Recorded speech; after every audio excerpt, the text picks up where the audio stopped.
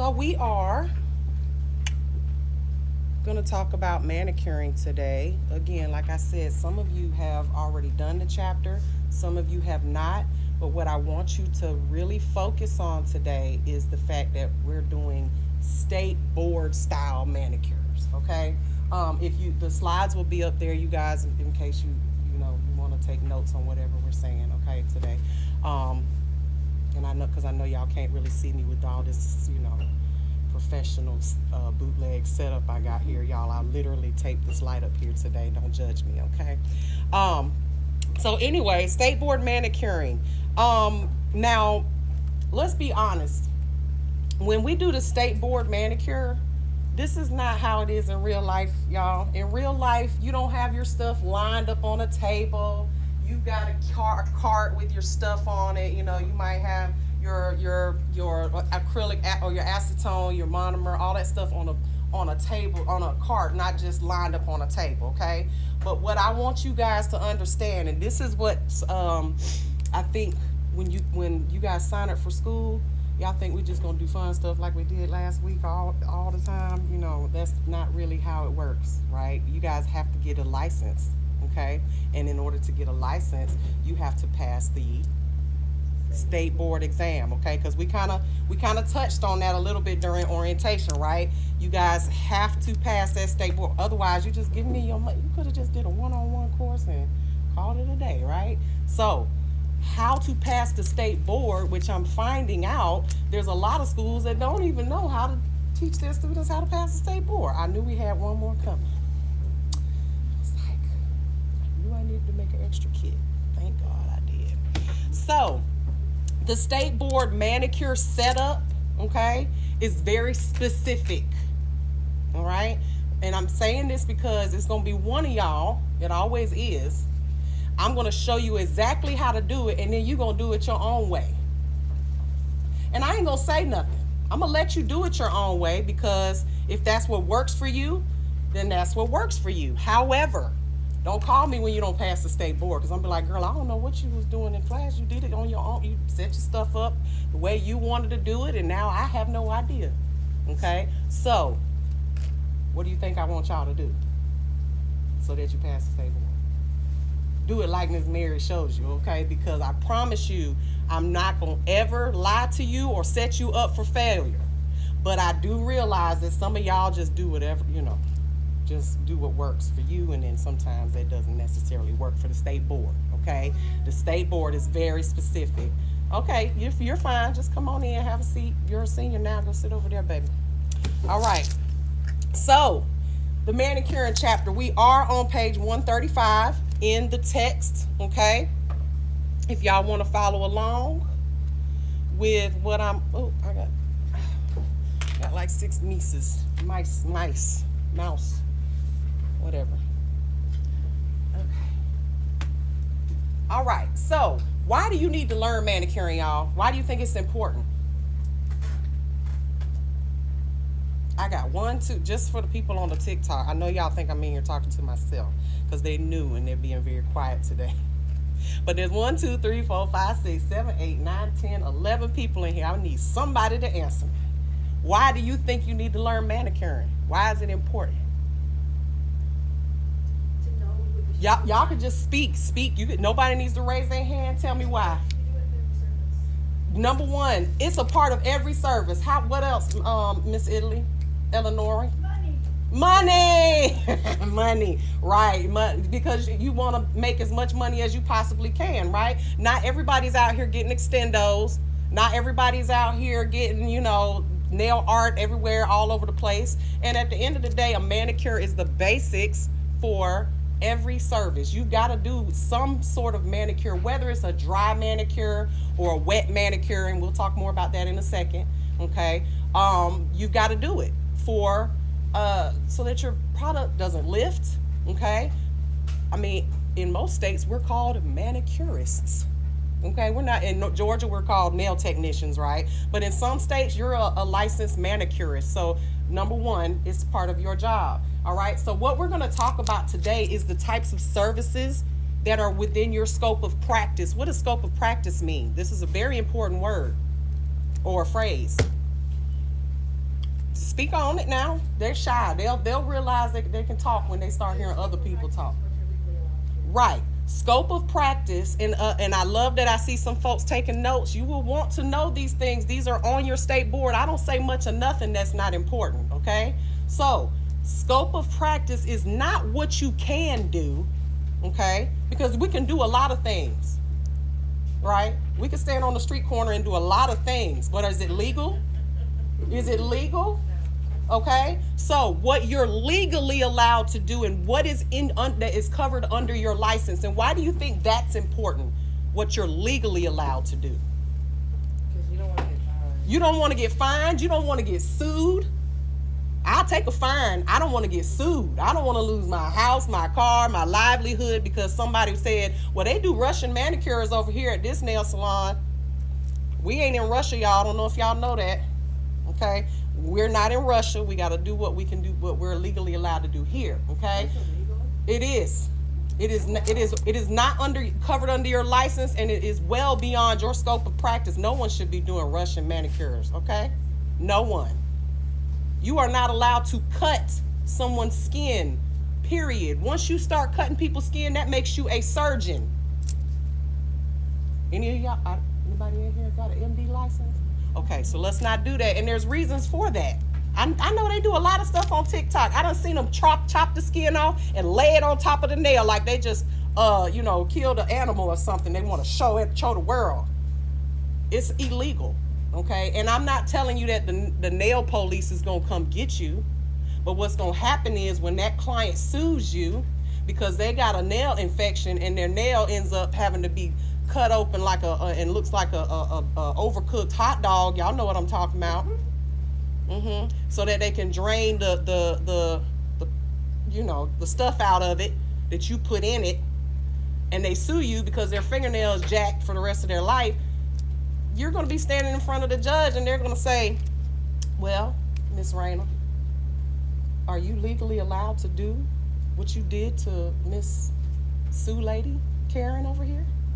And you're gonna say, no, it's not. And they're gonna call me as an expert witness, and I'm like, well, I don't know her no more. But as an expert witness, I can tell you that what she did was beyond her scope of practice. Okay, this is no different than people doing BBLs in a hotel room. It's beyond their scope of practice. Okay, you're not supposed to do it. But we'll get into that in a minute. All right. So we're gonna also talk about the equipment that you'll be using as a nail technician for manicures, okay? Equipment meaning not the products, but the equipment, which would be like your lights, your tables, things of that nature, okay? And then we'll also talk about multi-use and single-use products, implements, okay? We'll talk about the materials that you use, meaning things like cotton balls, paper towels, all of this materials, all right? And then also products. And then I'm going to demonstrate how you guys need to do your manicures for a state board setup. Again, once you graduate out of here and you start doing that, you can line your stuff up. You can put it on a cart. You can put it in another room and go grab it. It doesn't matter. But for state board, okay, that's how I'm going to show you today. Okay, which is obviously the most basic, correct way to do it. Okay. And then we'll talk about the steps in application of nail polish, which you guys played a little bit with nail polish last week. How'd you like that? Regular nail polish. No? It's a no? Okay. And then I'll announce who the winner of the competition is later too. I think we might be out of the books. Here, you can have mine. Because I don't even really use it. I'm using my slides, okay? There should be an extra one up there, but I don't see it. All right. So we'll also talk about briefly men's manicures, because men get manicures too, all right? Massage techniques that are included in a manicure, especially for your state board manicure, okay? Different types of massage techniques. And then we'll talk about spa manicures versus a basic manicure, as well as infection control practices. Now, we're going to do a whole paraffin wax day, because that's a day where things get messy, and I only pull that wax out one day. Okay? So if you miss that one day, then you gotta wait until it comes back around because I'm not pulling that wax out. There's wax all over this floor, this carpet. Okay, I try not to pull it out too often. It's a mess. And then we'll also talk about clients that may be sensitive to certain services that we give that shouldn't have manicures at all, or pedicures and things of that nature. Okay, certain clients that you that maybe have medical issues and things of that nature. Okay, let me bring this over here. I didn't think it was long enough. All right.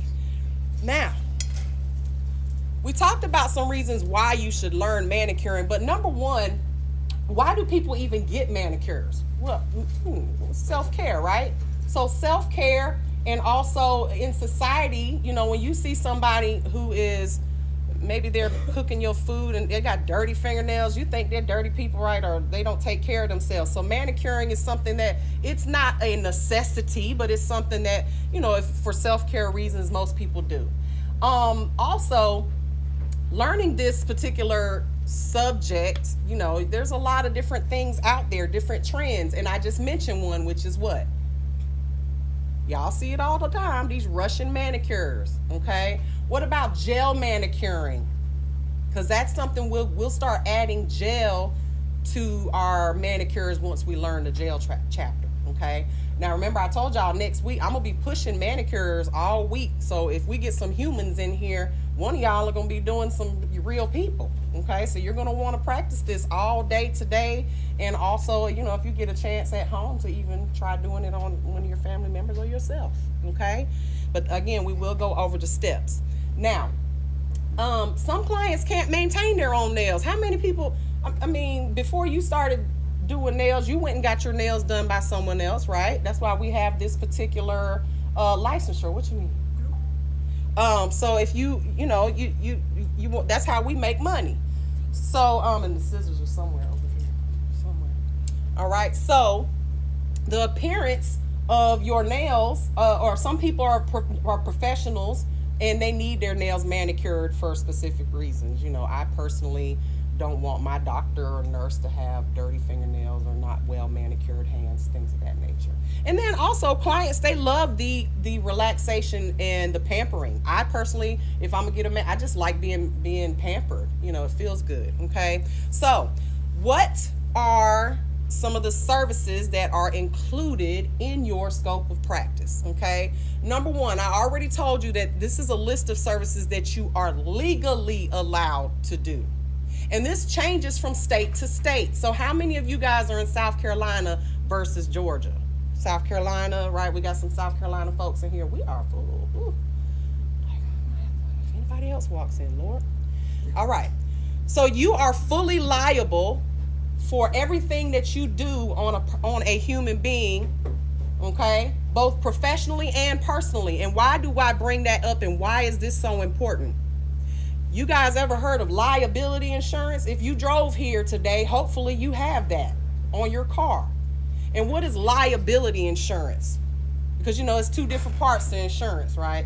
You got if they hit me or if I hit you. And some people, when they got an old car that's paid, or a car that's, we won't say old, a paid for car, they just get liability. And why is that not very smart? It don't cover, all it covers is if it's your fault. What if someone hits you, right? And then you don't have full coverage, as they say, and they ain't got insurance. They don't have no insurance. So then what happens? Well, SOL, yep, you gonna have to come out of your pocket to fix your car because this person doesn't have don't have no insurance, blah, blah, blah. So why do I say that? So having liability insurance is something you guys are going to, it's not even an option, okay? Don't touch another human till you get some. And guess what? You can't get none until you get your license. So what is that? Y'all need to be careful out here in these nail streets, okay? I'm just saying. All right. So, and it sounds like it's, I have liability insurance minimum is $1 million. You need to have at least $1 million worth of insurance. That sounds like a lot. It's about $700 a year. Okay, that's really not that bad if you break it up. But it will cover you in case you do something that injures a client. Okay? Now, if you do something that injures a client that is not under your scope of practice, guess what? It's like having a liability insurance and not full coverage. You are not going to be covered, and you're going to have to pay. Okay? So keep that in mind. I'm not trying to scare y'all, but if y'all gonna be doing nails on folks until you graduate, just be careful. Make them sign something. I don't know. I am not a professional. If your finger falls off, sign here. Sign here. Is there a way around that? I mean, you could try that. That might work. I don't know what the judge will say, but I promise you this. I would be very careful about who I'm dealing with. Okay? Just deal with your close people you know. If you nick them, cut them, they're not going to sue you tomorrow. All right? Because that folks will do it. All right? Now, what kind of equipment do we need to perform nail services? We're going to run through this real quickly because this is a lot of common sense, okay? If you're sitting at a nail table right now, which you are, you can see some of the equipment that we're going to talk about. So a manicure table, all right? Does it have to be one that is like this that are usually about $300-400 a piece, which those are very nice. They can even be more expensive than that. But the answer is no. Y'all got IKEA tables right here because, this is the school that everyone can afford. Okay, and that's because we have things here that I could afford to make sure that you guys could afford. All right, so we've got the school that IKEA made. Okay, this table top was at the time, I think it was $10. Now they're like $20. Okay, the legs were $4 a piece, and then you got the most expensive part, which is the storage. Okay, I have used it my entire career.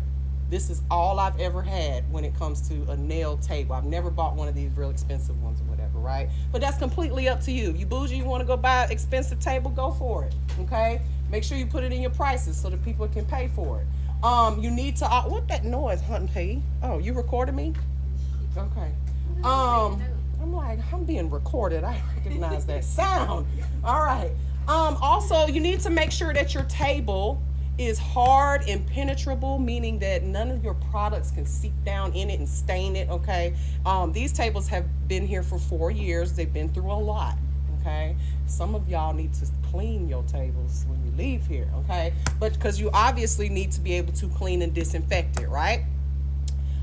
Before and after every client, all right? So, another thing you may want to have is an adjustable lamp. Again, IKEA, $14. Or you can get one of those $200 slim lights or those little arch lights or whatever. You do whatever makes you happy, honey. But at the end of the day, make sure that your light bulb is a daylight bulb. Why do I say that? All of these lights in here are very bright, very white. Why? Because I could have gave y'all a little yellow bulb and you know. But why wouldn't I want that? Y'all know the difference between the actual color. Yes, because when your clients come and you're taking your pictures and things like that, and you've got them on your Instagram or on your TikTok, and they're like, oh, I don't know what color I want. All I know is that this one that I saw on your TikTok, and then you pull the color out, and they're like, that don't look like the color that was in, because of the brightness of your lights and making sure that you have these daylight, just look for daylight bulbs, okay? Because I can't remember what the other ones are called once you start getting lower in the yellows and all that stuff. But anyway, daylight is what you want to look for, daylight bulbs, okay? Not these little cheap 40 watt, 50 watt bulbs. Nowadays they make these they're LED now. Used to be they would get hot. I don't know, y'all are all kind of young. I don't know if y'all remember the days where we used to hold our hands up to the bulb like this to try to help it cure faster. You can't do that anymore. These don't get hot. Okay, so but when we get to the acrylic section, you understand what I mean by that. Now, chairs and finger bowls. Make sure you have a chair that's comfortable for you.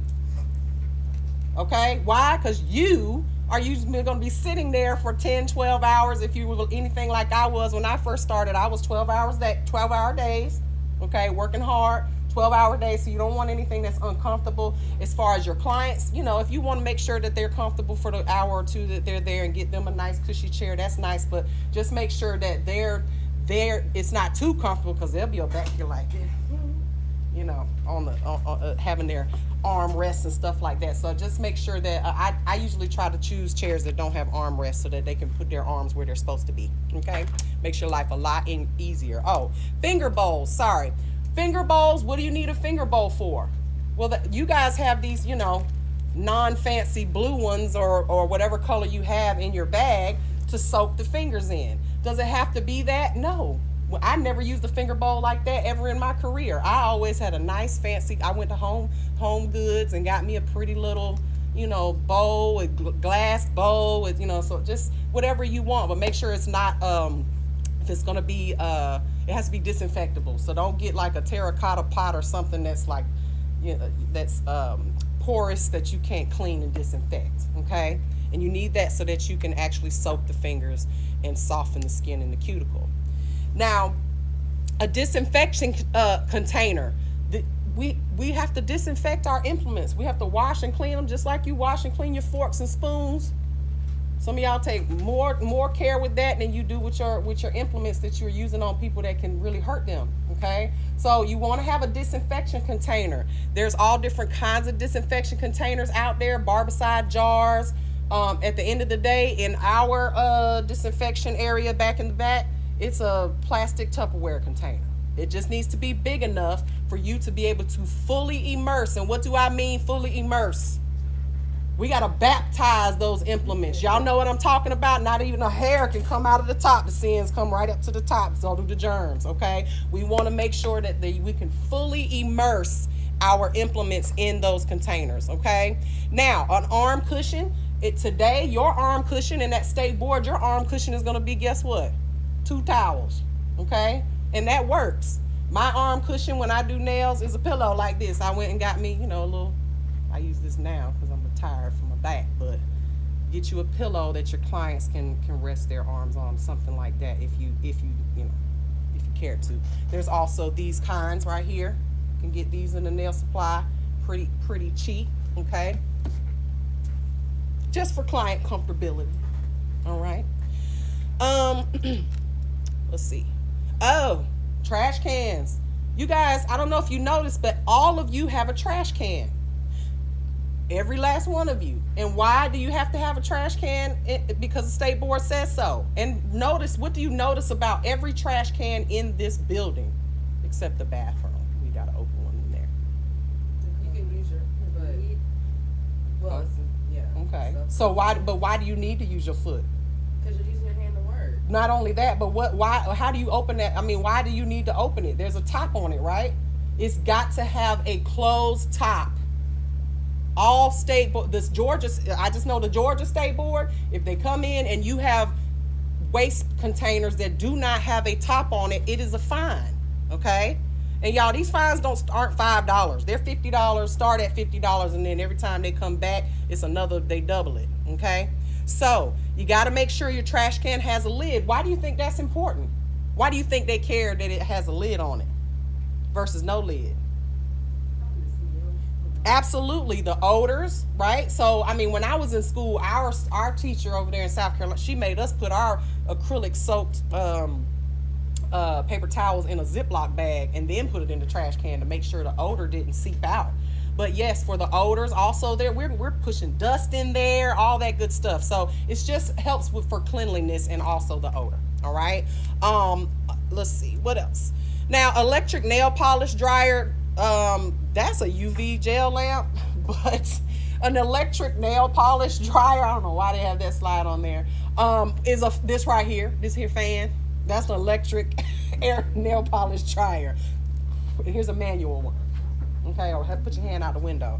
That's not necessarily something we use a lot nowadays. Why? Because we're using gel, aren't we? Most of you ladies were born with gel in your hands. Okay. Now they should have put that slide here. UV or LED lights, okay, or gel lamps. All right, those are used to cure our UV gels. You're definitely going to want to have that if you are doing gel manicures. Okay, and again, we'll get to that more when we move to the UV gel section. What is that thing? What is that on the screen? An autoclave. And what is an autoclave? It's not an easy bake oven. Sterilizers. That's a word I haven't heard new nail techs use. Okay, what's the difference between a sterilizer and a disinfecting sanitizer like the barbicide? What's the difference? Nothing can survive the autoclave. Nothing, okay? Nothing, okay? You see these things in dentist office, in doctor's offices, okay? Why? Because we want, when they're using metal implements too. And they're using them all over and over again. They're not just pulling out a new one on everybody, okay? So that you see these in tattoo shops, okay? So with that being said, it is a high pressure, high temperature steam killer, okay? And we got one. It's in the back. Bring it out. We'll bring it out another day, but it's in the back, and they're not cheap. The one that we have in this school is a school size, and it's even a medium size compared to most autoclaves. But in hospitals, they have autoclaves you can put an entire body in. Okay, like they're that big because they have to autoclave those stretchers. Okay, so we're talking expensive because the one I have is a $7,000 one, and it's tiny compared to one you could put a stretcher in. All right, so that's why our medical bills are so high. Okay, so is this required? No, it's not required. Okay, because barbicide, if used properly, will also kill 99.999% of germs. Okay, what we're talking about with these things is just guaranteed 100%. Okay, and so I'm gonna ask y'all this real quick because this really makes folks it opens up their thought process about when they're going to these nail salons. What are they really doing? How many of y'all have been to a nail salon? They pull open the pack, pull it open, just like you're at the doctor's office, right? And you don't see an autoclave nowhere. Or maybe you open it up and there's wooden implements or maybe a buffer in there. Because you think a buffer is going to survive the autoclave? Oh no, it's not. It's going to melt, maybe catch on fire, I don't know. But if you see those papers, when they pull those packs, when they pull them out, and they don't look like they've been through a washing machine cycle, they didn't go through an autoclave. Think about it. It's paper going through a high pressure, 285 degree steam cycle.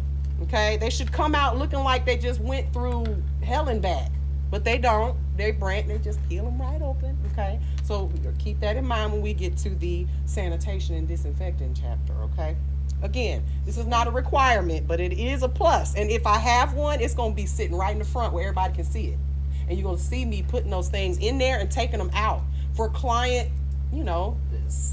just peace of mind. You don't even question your doctor when they pull that out, do you? You don't question it. You know that they cleaned that stuff properly, that it went through and did everything. They did everything they're supposed to. And the nail salons, it's just not happening, y'all.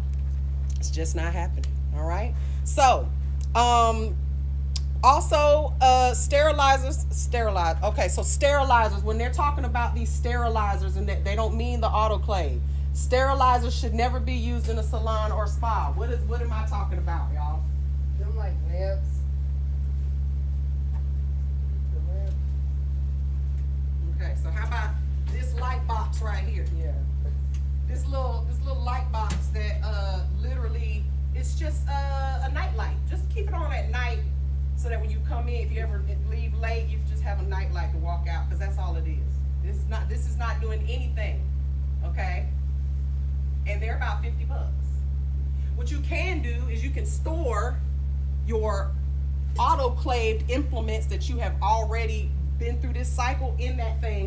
That's what you can do with it, and turn the light on, because it's pretty. It doesn't do anything.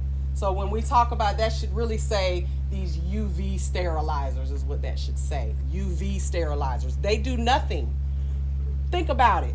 If a UV sterilizer could sterilize your implements, then all we really need to do is just lay our implements outside on a towel and let the sun go to work, right? Make sense? Can we do that? No. All right. Can't do that, so that's not working. All right. So, electric hand mitts, and those are when we're doing our paraffin wax, and you're also going to want these terry cloth terry cloth, what are they called? Mitts, okay? Because when you put your hands into those plastic mitts that stay hot, they can get a little hot. So you want to have a little barrier, and we have those. And when we do our paraffin wax, you guys will see all of that, okay? Paraffin treatments, what do? Well, they're supposed to moisturize the skin. However, the thing about paraffin, this is why I don't really like it. As soon as you wash your hands, it's over with. The wax and all of that moisture is gone. So it's not one of those. It's a pampering treatment. It's definitely not going to do anything long term. Okay. Also, the state board requires that wax be thrown away after it's been used. So, and I've seen it a million times where people they get their hands dipped in that wax, and that is disgusting. First of all, we don't double dip chips, let alone do we put our hands in a pot and just let people just go in and out of it. But I've seen people take the wax off and then throw the wax right back in there instead of throwing it away. And that's nasty. That's nasty, nasty, nasty. All right. Ventilation system, what's that?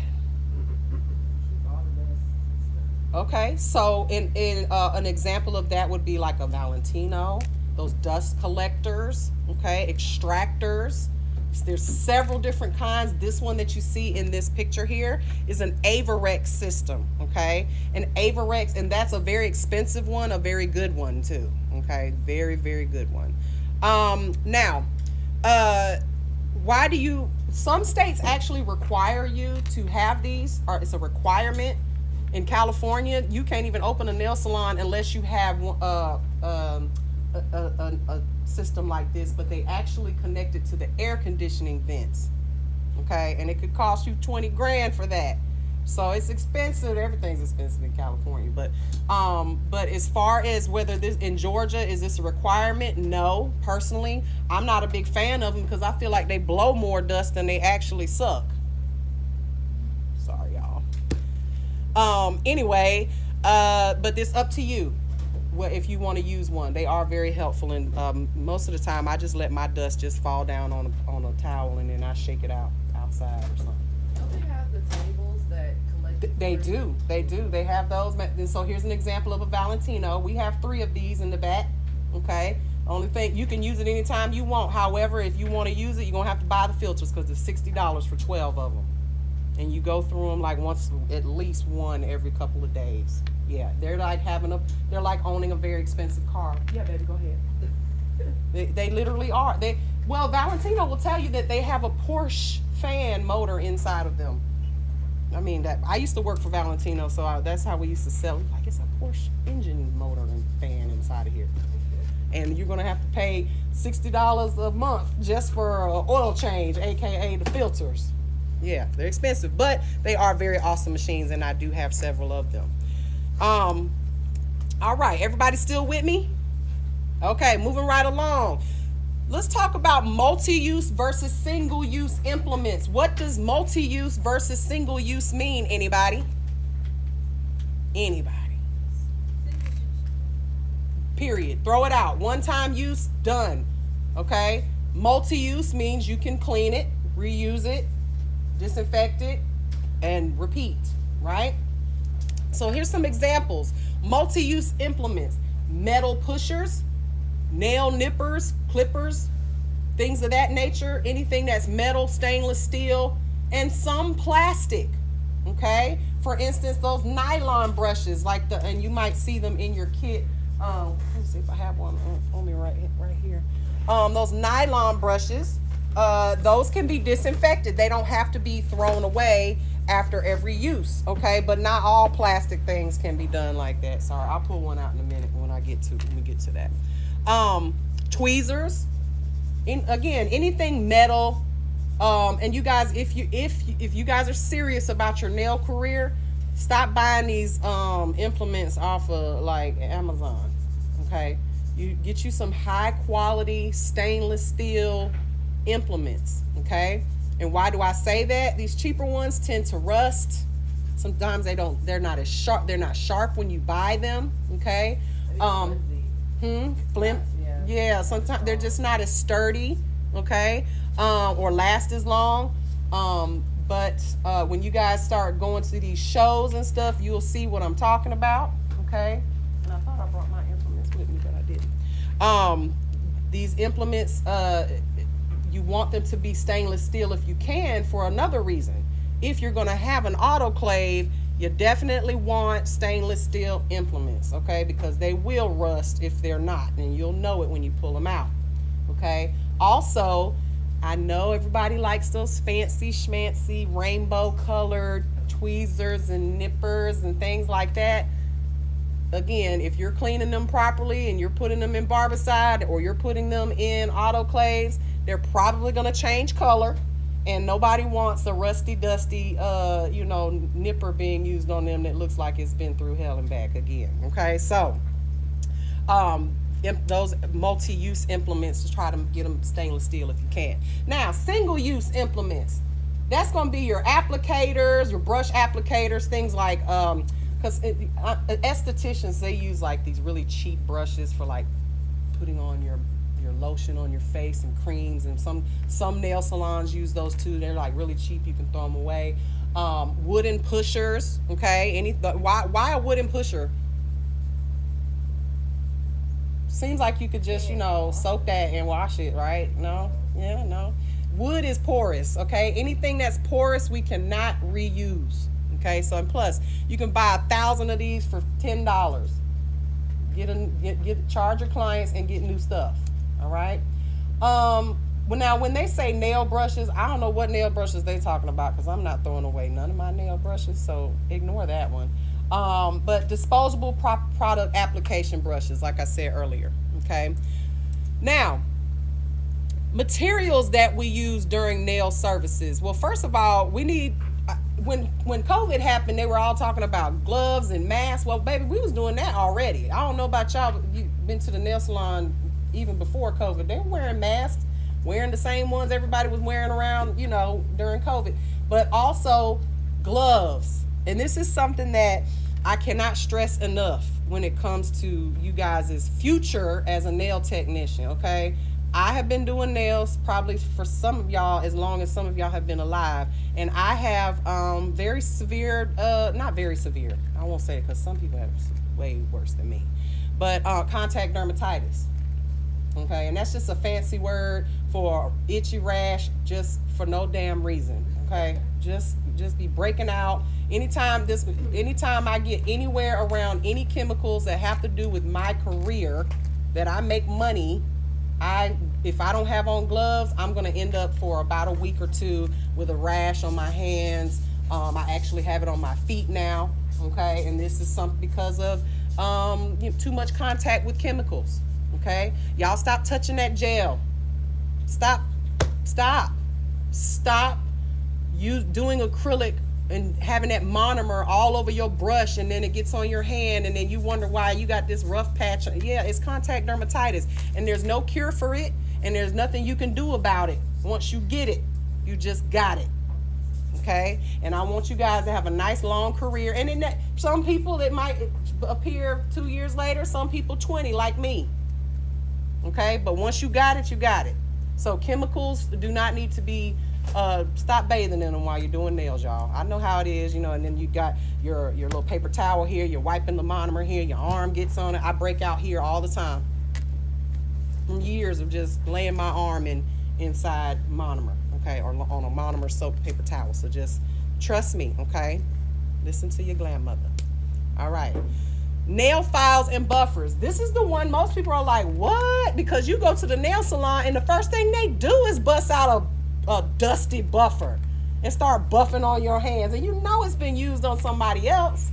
Okay, buffers are not to be used again. This is why we use the small ones, because the big ones are like $1 a piece, right? You don't want to throw away a new one. I mean, you can afford it if you charge them, which you should be charging, okay? But you can use those little buffers. They work just fine. Okay, throw them things away. Single use. And also just remember that these things come in multiple grits. And what do I mean by grit? What is a grit? Not grits and eggs, huh? How rough it is, right? Whether it's coarse, a medium grit, or a fine grit. Okay, these things come in different grits, just not just files. Okay. Now, this is an example of a two-way buffer. Nobody uses these for real, for real. You see these in the nail supply, in the Dollar Tree or whatever. They come in a little manicure kit, but these are for personal use because they're too expensive to throw away. All right, but these particular files, they will have, you know, all three, a medium, fine, and coarse. That's why it looks like that. Okay, and it's for natural nails most of the time, not acrylic nails. You cannot file acrylic with that file. That's for sure. Okay. What about towels? You definitely are going to want to have several towels in your salon. Now, here's something I want you guys to remember for state board purposes. You might notice that our clean linens are in a container over there that has a top on it. Okay, you see it beside the door. There's a white one for the clean linens, and then on this side there's a soiled linen, and it's labeled clean linens, soiled linens. Okay, just a little quick story time. When I used to do salon consulting, I consulted with a salon, and they had it was gorgeous. They built a shelf that was like diagonal, like had these diagonal shelves, and they would roll their towels and put them in the little cubby hole. It was so cute. Use it for something else. State board gonna get you for each one of them towels up there, because the towels must be covered. Why do you think?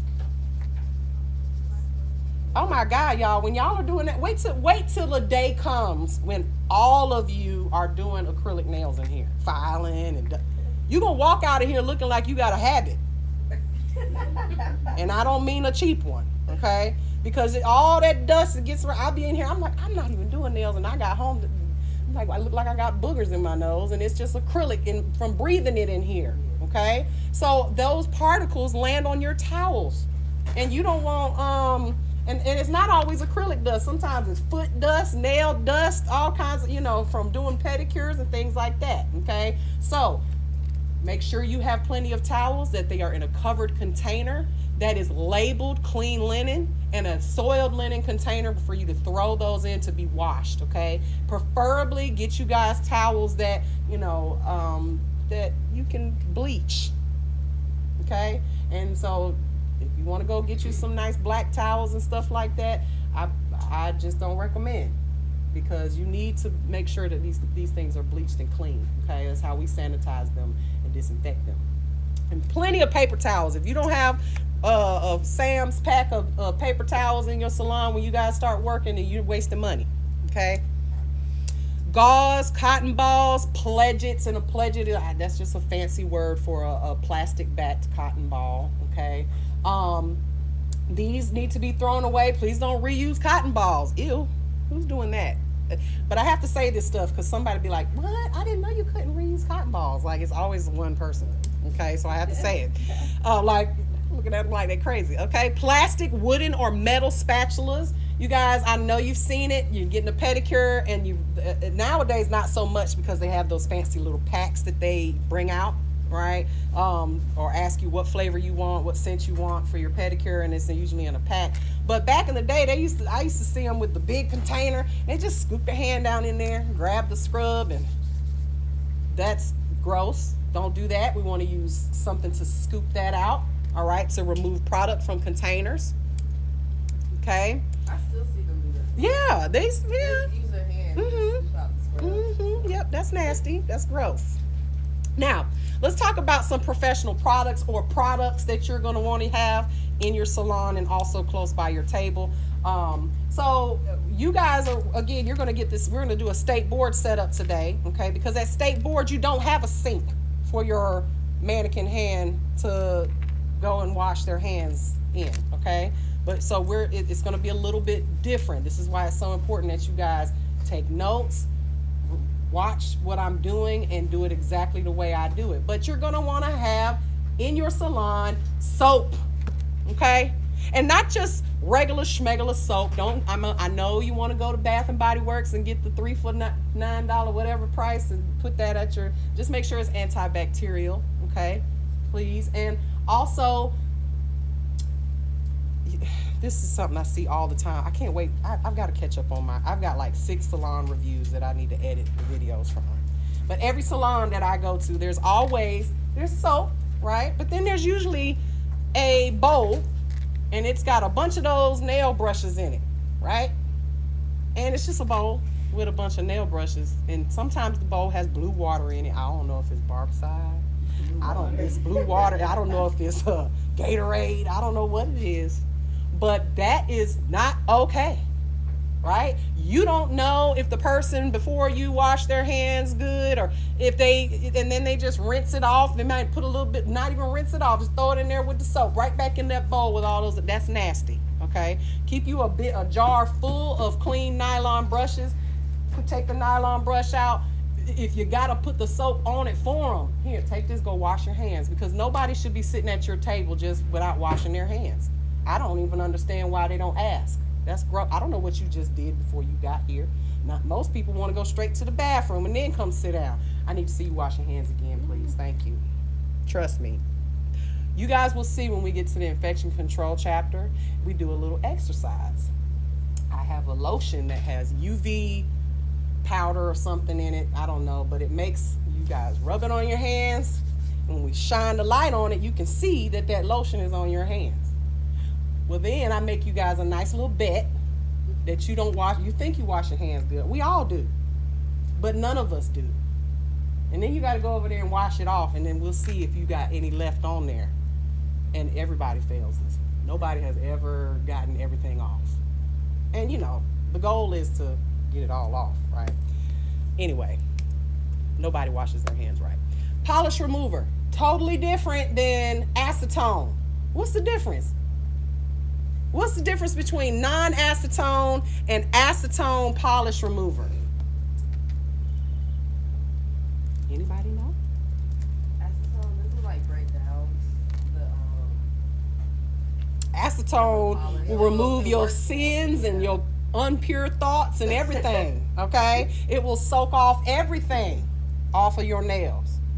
Whereas non-acetone, it says non-acetone, but it has a little bit, like a little bit, okay? So if you ever tried to soak your nails off with non-acetone polish remover, it's not gonna happen. It's just not gonna happen. A lot of people use non-acetone because they're you know, it's their natural nails. They don't really wear acrylics, and it's just a little less drying. Sometimes they have little oils in them and stuff like that to help moisturize. But you'll find polish remover usually in a CVS. It's not necessarily as accessible. I have to go all the way to Atlanta to get it for you guys. Okay, it's that red polish remover, and you guys, you know, probably see it sitting up on the table over here. But it's red. It's not going to be white or clear. Okay, but as a professional, I never use polish remover, but in class we use it because you guys are going to have to do several manicures. Y'all saw how many you got to do, right? It's like 70 of them or 60 of them. 70, yeah. To graduate.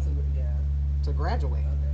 So Morgan, how many manicures can you knock out before that the little tips start to melt, and you got to replace them? Maybe.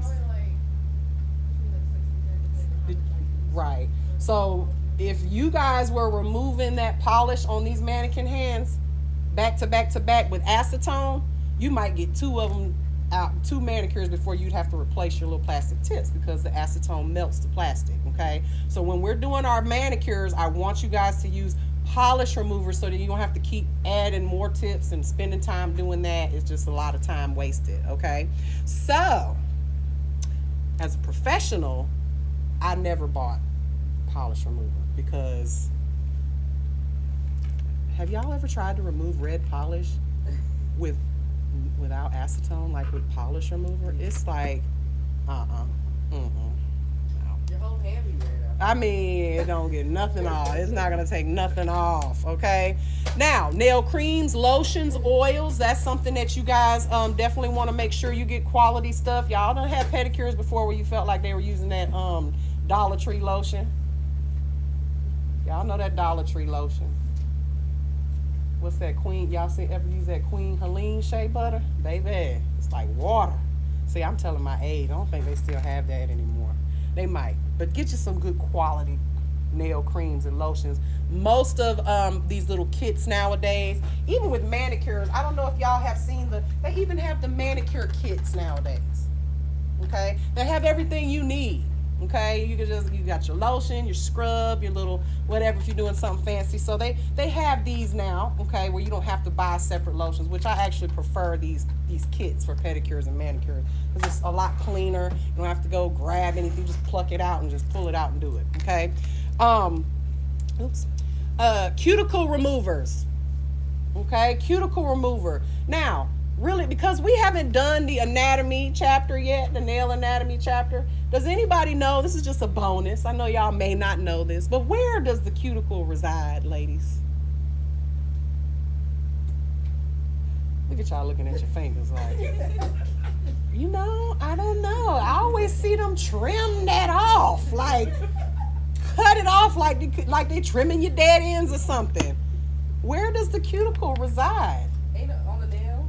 What part of the nail? I don't know what it's called. Seniors, where does the cuticle reside? On the nail plate. Okay? The nail plate, meaning that hard part of the nail, not the skin around it. Okay? That's a whole nother animal. Okay? That's the part that you should not be cutting, that you are not legally allowed to cut. All right, we can push cuticle, we can shove it, we can slide it to the side, we can do all that, but we cannot cut. All right, now if there is a little piece that's hanging, it's like, hey, and it just won't come off, you can trim that. But again, when we get to that nail anatomy chapter, you guys it will open your eyes to what exactly is happening when these folks are cutting that skin. Why do you think they have to cut it so much, or every time you come? Because they cut it in the first place. They should have never cut it in the first place. What happens if I cut myself right now? I'm going to bleed. And then it's going to close up and heal. And then I'm going to have a scar, right? A hard scar that's raised, lifted. So then you come back next time and you get your nails done and the nail tech does what? And then what happens? Same thing over and over again. Then you got those clients that have these cuticles that you literally feel like you could bite it with your teeth.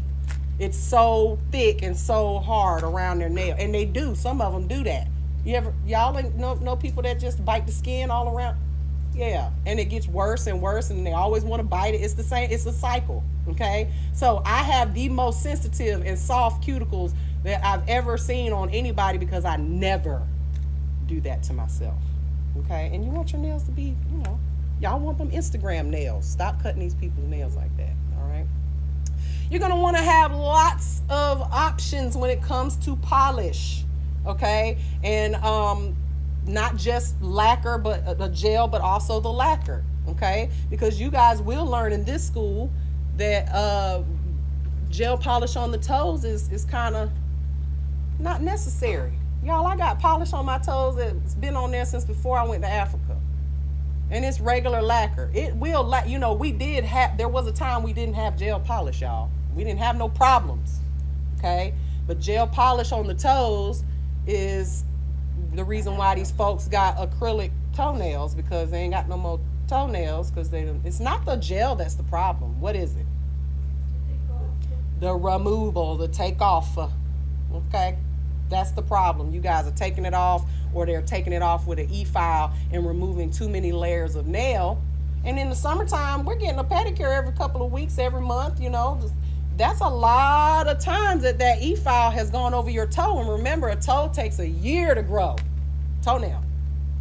So by the time you get your nails done 12 times in a year, at the end of the year, you got an acrylic toe on there at some point. And then, boom, that's a whole nother problem, okay? Whole nother one. So, regular polish, gel polish. And you guys see they sell them now in duos.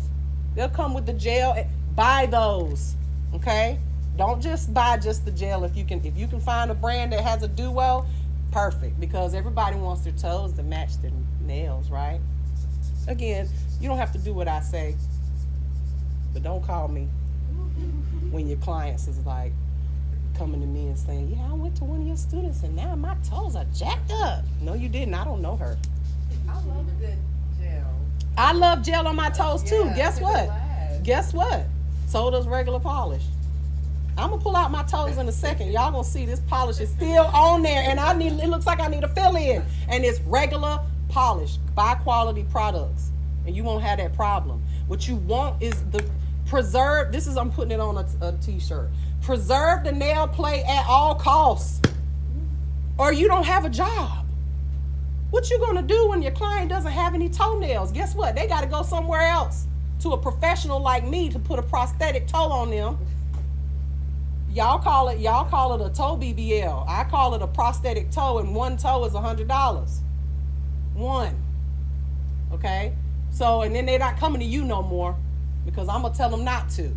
Keep coming here. I'm gonna get those toenails back grown, and don't go back to her ever again. Okay? We want to preserve our clients' nails so we have a job. All right? And again, this will all make sense when we get to those chapters. I'm jumping ahead of myself a little bit. All right. Gel polish, obviously we know what that is. Okay? But what are hybrid gels? I don't know why they call them hybrid gels, because they're not gel at all. They're just polishes that have durability and last like gel, and they're shiny like gel. Without a type. One of the brands that come to my mind is CND has one that's a hybrid gel. We've got a couple of them over there. Very, very pretty polishes. Base coats. What are base coats for? To keep the nail polish. Okay, it's like a double-sided sticky tape, kind of like. Okay, the base coat sticks to the nail. The polish sticks to the base coat. Also, what about staining? Everybody got that one lady in their family that has beautiful natural nails and they polish them all the time, but they're yellow. Why is that?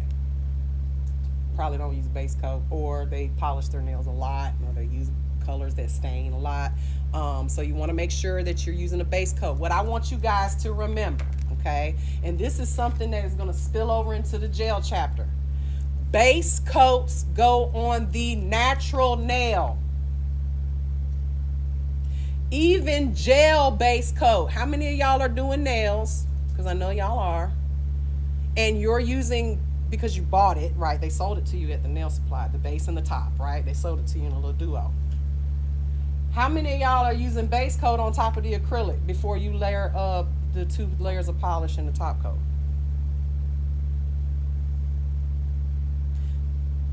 Base coat on top of acrylic, and then 2 layers of polish, and then the top coat. Nobody? Good. Good, because you don't have to. Base coat is for natural nails only. Wouldn't that mess up the acrylic? No, but it just makes it thicker, like an extra layer that you don't need. Okay, so if you're not doing natural nails, a base coat is not even necessary. If you're talking about gel, okay, it's not necessary. So you don't have to buy the duo. Don't buy it if you don't have to. All right. Nail hardeners, again, those are for people with natural nails. I mean, I guess they work. I'm not a natural nail tech, okay? You want natural nails, they got people to do that. I'm here for the extensions, the acrylic, gel, all that stuff. But these have a product in it. You will hear this product name called urea, all right? It's a compound that is inside of these products. Like pedicure products, they usually heal the feet from the inside out. Okay, when we get to pedicuring, I will show you guys my absolute favorite product, and it's 100% got urea in every single product. Okay, and that is also in nail hardeners to try to make those nails stronger. Okay, but again, I'm not a natural nail tech. Top coats and also nail polish drying products. Now, those are a gimmick. Okay, y'all know what I'm talking about, that can of spray that they spray on your hands, or if you ever got regular polish, because most of y'all have never had it, but regular polish on your hands, and they spray it and it says it has mink oil and it's in a little red can. That is waste of money. It's air in a can. You might as well just blow on the client. Okay, because how long does it take for polish to completely cure? 24 hours, y'all. If you're using regular nail polish, again, this is something. When I do my feet, I make sure it's a flip-flop day and night into the next day. Don't put sneakers on, okay? Because it will take 24 hours for it to be so completely cured so that it doesn't ruin the polish, okay? This is with regular lacquer. Yes, you can. There is that, oh, I can touch it. It's dry. That's called touch dry. That don't mean I can dig in my purse and not ruin my nails dry, okay? So keep that in mind, especially when it comes to the toenail polish. Hand creams and lotions, we talked about that. Nail conditioners and sunscreens, well, I don't know about that, having that in my salon, but I guess if you want to have sunscreen for your clients, then my lady be tripping. All right. They put some weird stuff in these slides. This is the only reason, y'all know I have my own slides. The only reason I'm using this is because the last couple of, I can't really type good with that, couldn't with that cast on. So y'all got the milady slides today. All right. Now, when we're doing a basic manicure, first of all, there are 3 parts to a service. And this is not just manicuring. This is everything. Okay? 3 parts to any procedure that we're going to do.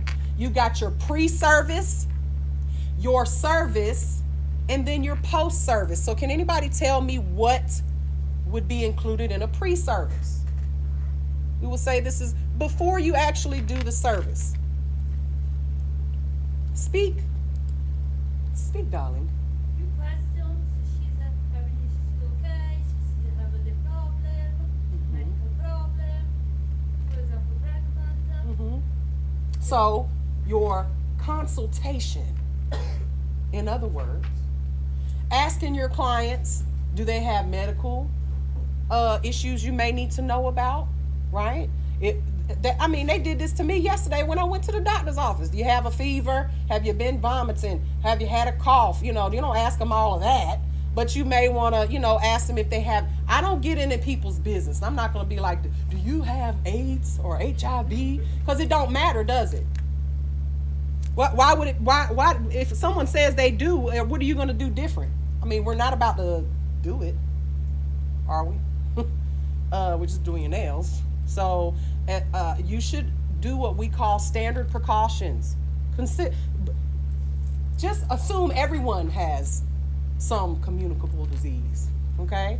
Don't ask questions like that, but you may want to ask, do they have anything that you should know about? For instance, high blood pressure, diabetic. I wouldn't ask nobody if they was pregnant, but if they were, hopefully they'd tell you. Because when you're doing pedicures, there are certain types of clients that should not be getting them. And those are the big ones: diabetics, people with high and low blood pressure, okay? And women who are pregnant, obvious.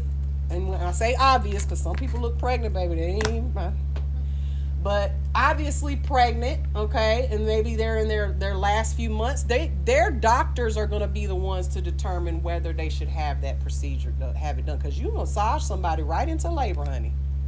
Right into labor. You can massage somebody with high blood pressure or low blood pressure till they pass out, okay? The last thing you want is somebody to sink down into that bowl, all right? And it can happen. So, the service. Well, before I move on, what else can be considered into the pre-service? How about sending your client to wash their hands, asking them what colors they would like, maybe ask them what designs they would like. This is something you need to determine before they sit down, because you don't want a client to sit down and say, oh, okay, well, at the end, once you're almost done, and they're like, okay, this is the design I want, and then they ain't got enough money. You may want to also discuss the price of the service before you get started. These are things you need to consider, okay? And the great thing about all of this that I just told you, this can all be done before they step foot in the salon. How? This is 2024, you guys. Online. You can do this if you want to talk to people via text. I try not to very much. I have these questions on my booking site. So when they book their appointment, it's a question they have to answer before they can actually even reserve the spot. Okay? Now, once you get to know your clients, because you will have clients that you've been seeing for years. I have clients that I have been had since high school. I don't smell. I'm retired now, but when I was doing nails, high school. Okay, you don't have, you're not gonna ask them the same question every single time. Sometimes you know what this girl is gonna get every time she sits down. Okay, but in general, when you first meet somebody, these are questions you're gonna ask several times. Okay. Now, the service is the actual service, right? You're going to perform the service. And during the service, you want to make sure you're asking the client, are you okay? Is there anything I can, can I get you something to drink or some water, stuff like that, okay? And then there's the post-service. Now, one thing I did forget to mention, pre-service. If it's your first client of the day, hopefully you have your own desk and it's your own table. You sanitized it the day before with the last client or whatever. But I always like to give everything a nice, good cleaning first thing when I first come in, okay? Disinfect the table, wipe everything down. We don't know what crawled across the table in the middle. I mean, you just never know where you're working. You never know. Something could have slithered across your table and needs to be re-cleaned. I just like to do that. Now, the post-service is when you are checking that client out, right? You're going to go ahead and collect the fees, the money, and then you're also, if you're a smart nail technician, you're going to try to rebook them, right? Get them booked for their next appointment, and preferably take that deposit right then if you can. I don't book appointments without deposits, okay? So the way I always did it was they paid a $30 deposit, okay? And that deposit went towards their service. But then they usually end up paying, they don't even think about that $30 because I'm going to go ahead and add that $30 for the next one. So it's really like a one-time fee that follows you all the way through, okay? And unless they're a one-time client, right? Which, who does that? Right, we're not doing one-time clients. We want more. We want them back to back. So the post-service is also going to include cleaning up your table again, getting ready for your next client. Okay. Now, if you're smart, you're going to have, are you going to have just one cuticle nipper? Because you got to clean that in between each client so you can use it for the next. And when we disinfect, it's a 20-minute process. Cleaning it, washing it, drying it, putting it in the disinfectant for 10 minutes. Then you got to take it out, dry it off, pat it off, it's a 15 to 20-minute process. Time is money in this business. I am not taking 20 minutes in between each client to clean and do. I've got a container, all the dirty ones are going in there, and then I've got the clean ones. So my advice to you is to make sure you have enough implements for the amount of clients that you see on a daily basis. And then at the end of the day, clean all your stuff, have it ready for the next day. Okay? That's just best practice. All right? Now, moving right along. We talked about hand washing. Again, this will be a demonstration that we're going to do when we get to the infection control, but you want to make sure that they're washing their hands before they sit down at your table, okay? Now, this is, I hate this slide because, baby, what? Basic nail shapes. Square, squoval, round, oval, pointed / stiletto. First of all, who is wearing pointed nails? Y'all ever worn your nails that shape? I have never worn my nails in any of these shapes other than square. Okay, so what are some other shapes you guys can think of? Lipstick, almond, tapered square, coffin, dock. Jesus, ballerina. Now, everybody has their own name for everything because some people would say coffin and ballerina are the same. They are not. They are not. Okay, they are definite. But this is when we're talking about manicures. Okay, hopefully we're talking about natural nails when we're referring to a manicure right now. But we can get into all kinds of shapes when we get to the sculpting and stuff like that. Okay, but these are basic shapes. Doesn't oval and round look the same? They tried to turn it sideways to make it look different. They look identical, don't they? Anyway, milady. All right, so the steps in the polish application process. So in the book, they want you to do what's known as a three-step process, okay, for polishing, okay? Meaning you go down the middle, side, left side, right side, or right side, left side, right? Now, this is, State Board is not going to be counting how many times you pat that polish onto that nail. But I will tell you this, and you guys know this from last week. The more you play with that regular polish, the lumpier, the bumpier, the less smooth it's going to be. This is not gel. Gel is a different animal. Are you guys cold? Okay, because some of y'all look cold. Maybe you're just shaking, just nervous. All right. So I will tell you that the least amount of times that you brush that nail with regular lacquer, the better. Okay. Now 3 strokes is best practice. However, nobody's counting. All right. No one's counting. Now, Milady says suggest shades that complement client's skin tone.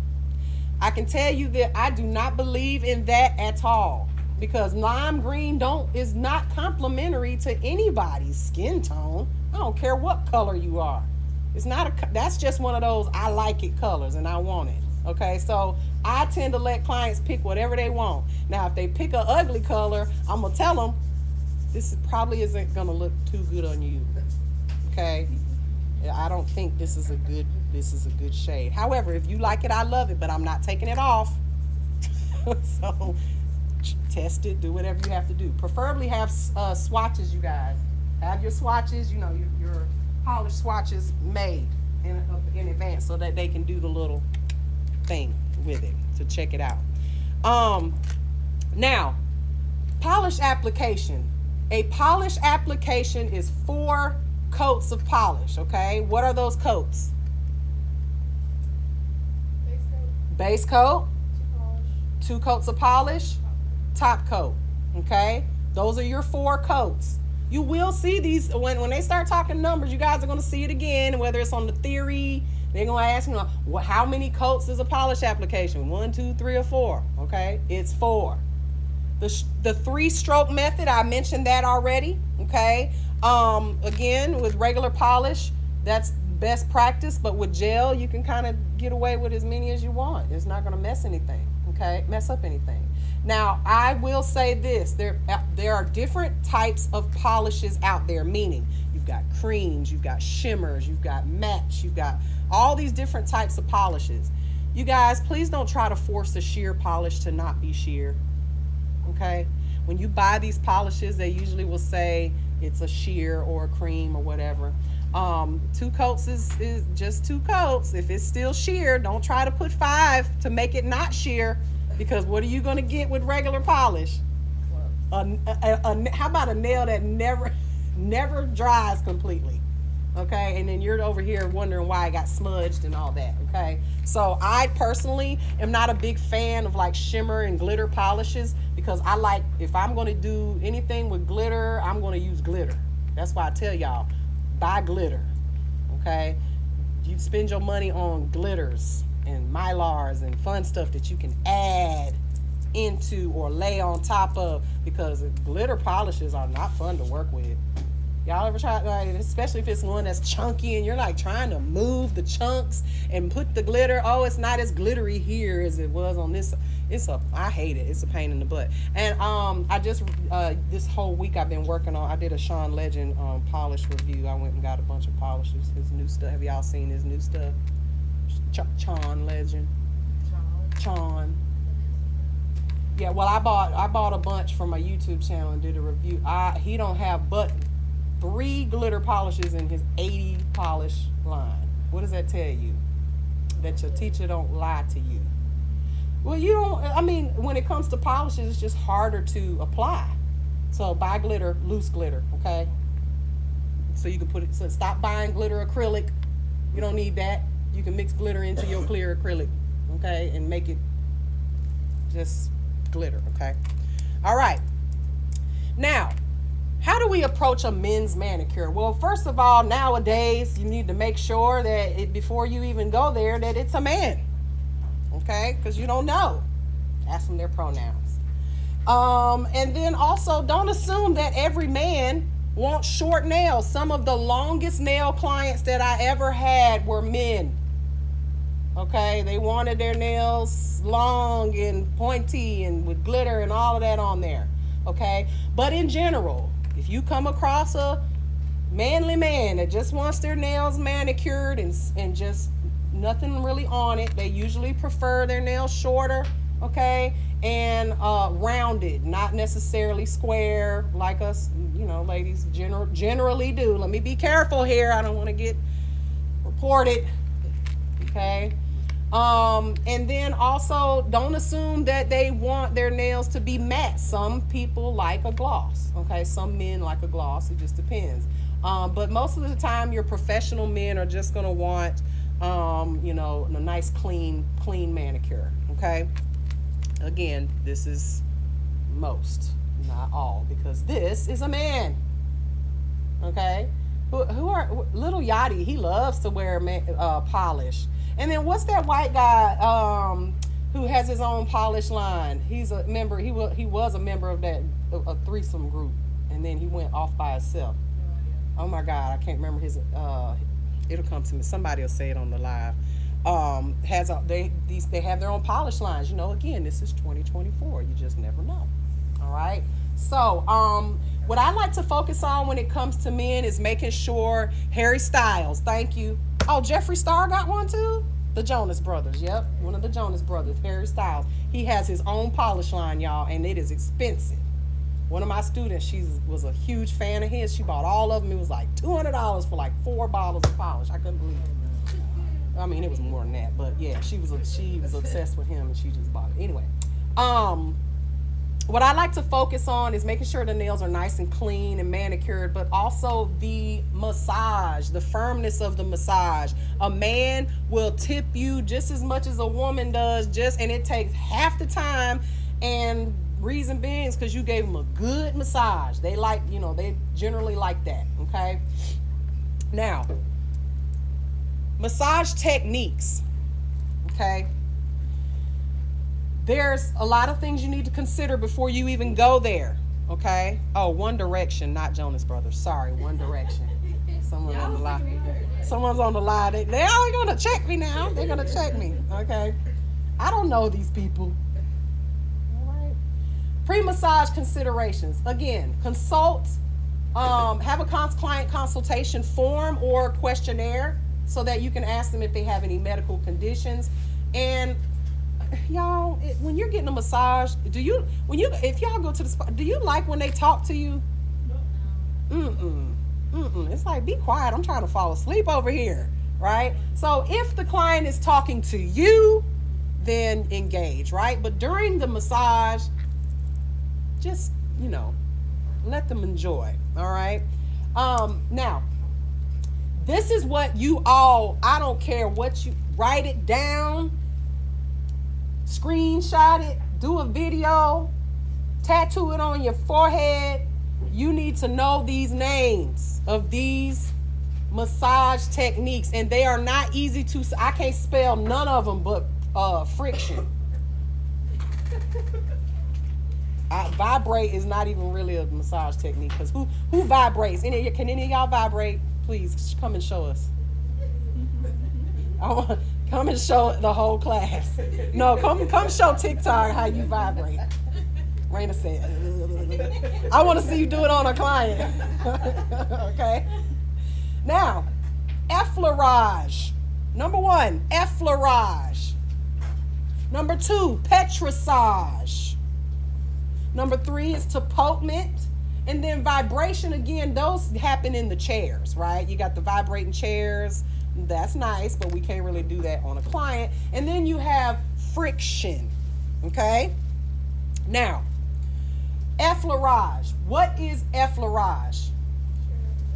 Straight up and down. That means when we are massaging a leg or an arm, it's literally, we're just going up and down. No twisting, no pounding, no nothing. So how are you going to remember this one and how to recognize it? Because you're going to see this on your state board. You will and you must perform this massage technique on the state board manicure. How? You remember, because after the E, you have a WF, remember, up and down. Yes. So what she said, let me translate for those that couldn't get it. This is Miss Eleonora. She's from Italy. Okay, so that's where that accent is coming from. And we just joke about it all the time because she has got a thick one. Okay, thick. I love it. She's gonna teach me Italian one day. Effleurage. You see, after the E is two F's, right? When the first, I don't know about y'all, but when I write my F's, I do a straight line and then boop boop. Okay, so you got two of those. Just remember, two F's. When you're writing your F's, you go down straight, and this will make sense in a minute because when we get to the other one, it will make sense. Okay, so you got your effleurage, all right, straight up and down massage movement.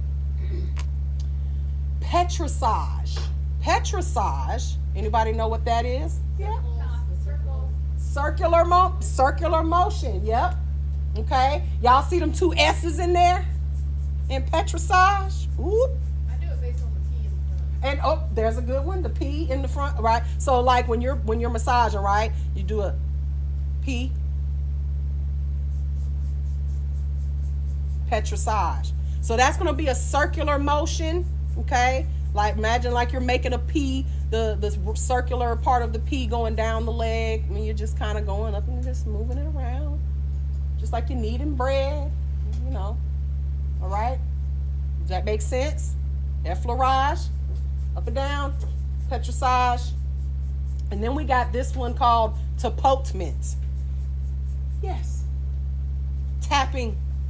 Anytime tapping the hand, maybe you're doing something like this, or you will see how on the legs, they maybe pound like that.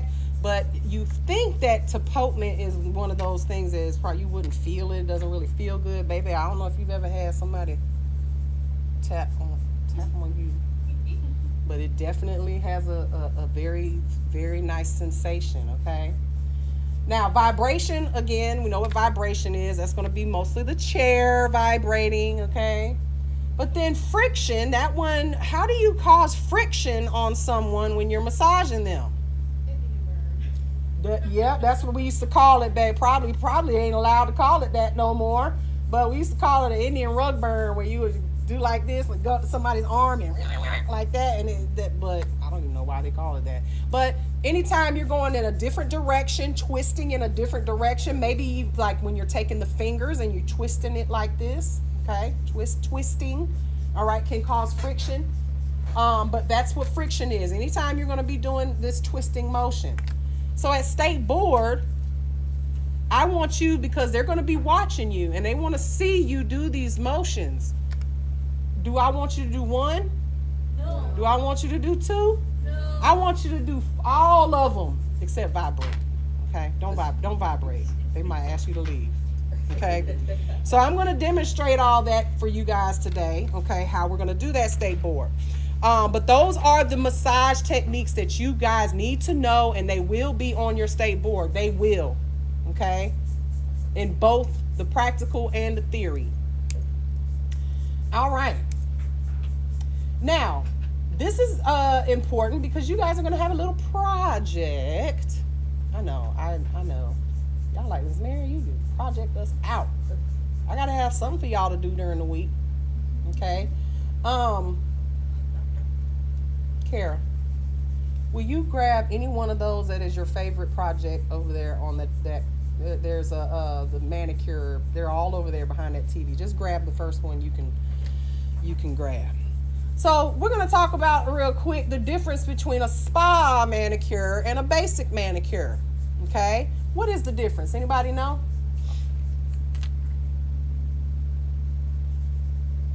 The spa manicure has like the creams and stuff. Okay. So maybe add additional or something added to that particular manicure that is based on a particular problem. Maybe you have a manicure that's for a spa. Thank you, Kara. That's particularly for that has a scrub added in it, right? Maybe you have Raina. Maybe you add your shea butter. Have your shea butter manicure, right? Y'all see my student brought me some homemade shea butter. Love it. But what about also, and when we say results oriented, that's what I mean. Something that like a super hydrating, moisturizing manicure versus just a regular basic manicure. Okay. Maybe it's chemical free or all natural. Okay. Or it may have an additional technique added to it. For instance, you have a special massage you like to do, or a special technique that you learn to add on to that manicure to tack up the price a bit, right? But these spa manicures, they don't necessarily have to be in a spa situation, but they are designed for a little bit more relaxation, again, and results oriented. So when we do this project, your project, want me to go back, Raina, because you've taken a picture. There you go. Themed manicures, which is what you guys are going to have to do. And this is an example of one, okay, that a student made. And you can see over there, there's several examples, because I keep y'all's projects like I'm y'all's mama or something. I got to keep them for my memories, okay? But this is what, you know how your mama kept all your little school pictures and your colorings and stuff. I do that with y'all, okay? Yeah. So this one is, let me put it on the screen up here so you guys can see up close. This one was a Disney summer special, nails by Jenna. Jenna is an amazing nail artist. We're graduate, but she does character nails and draws on nails. She's amazing. But she had a $10 special for a character nail, and then $5 interpreted character nail. Okay, which I don't know what interpreted means. I don't even remember asking her. But I think that that means that it's not the entire nail, like something like this down here. Okay. But she had a little special because she charges way more than $10 for a character nail. Okay. So this was her project that she did, and she designed the nails and put it on in this nice little frame.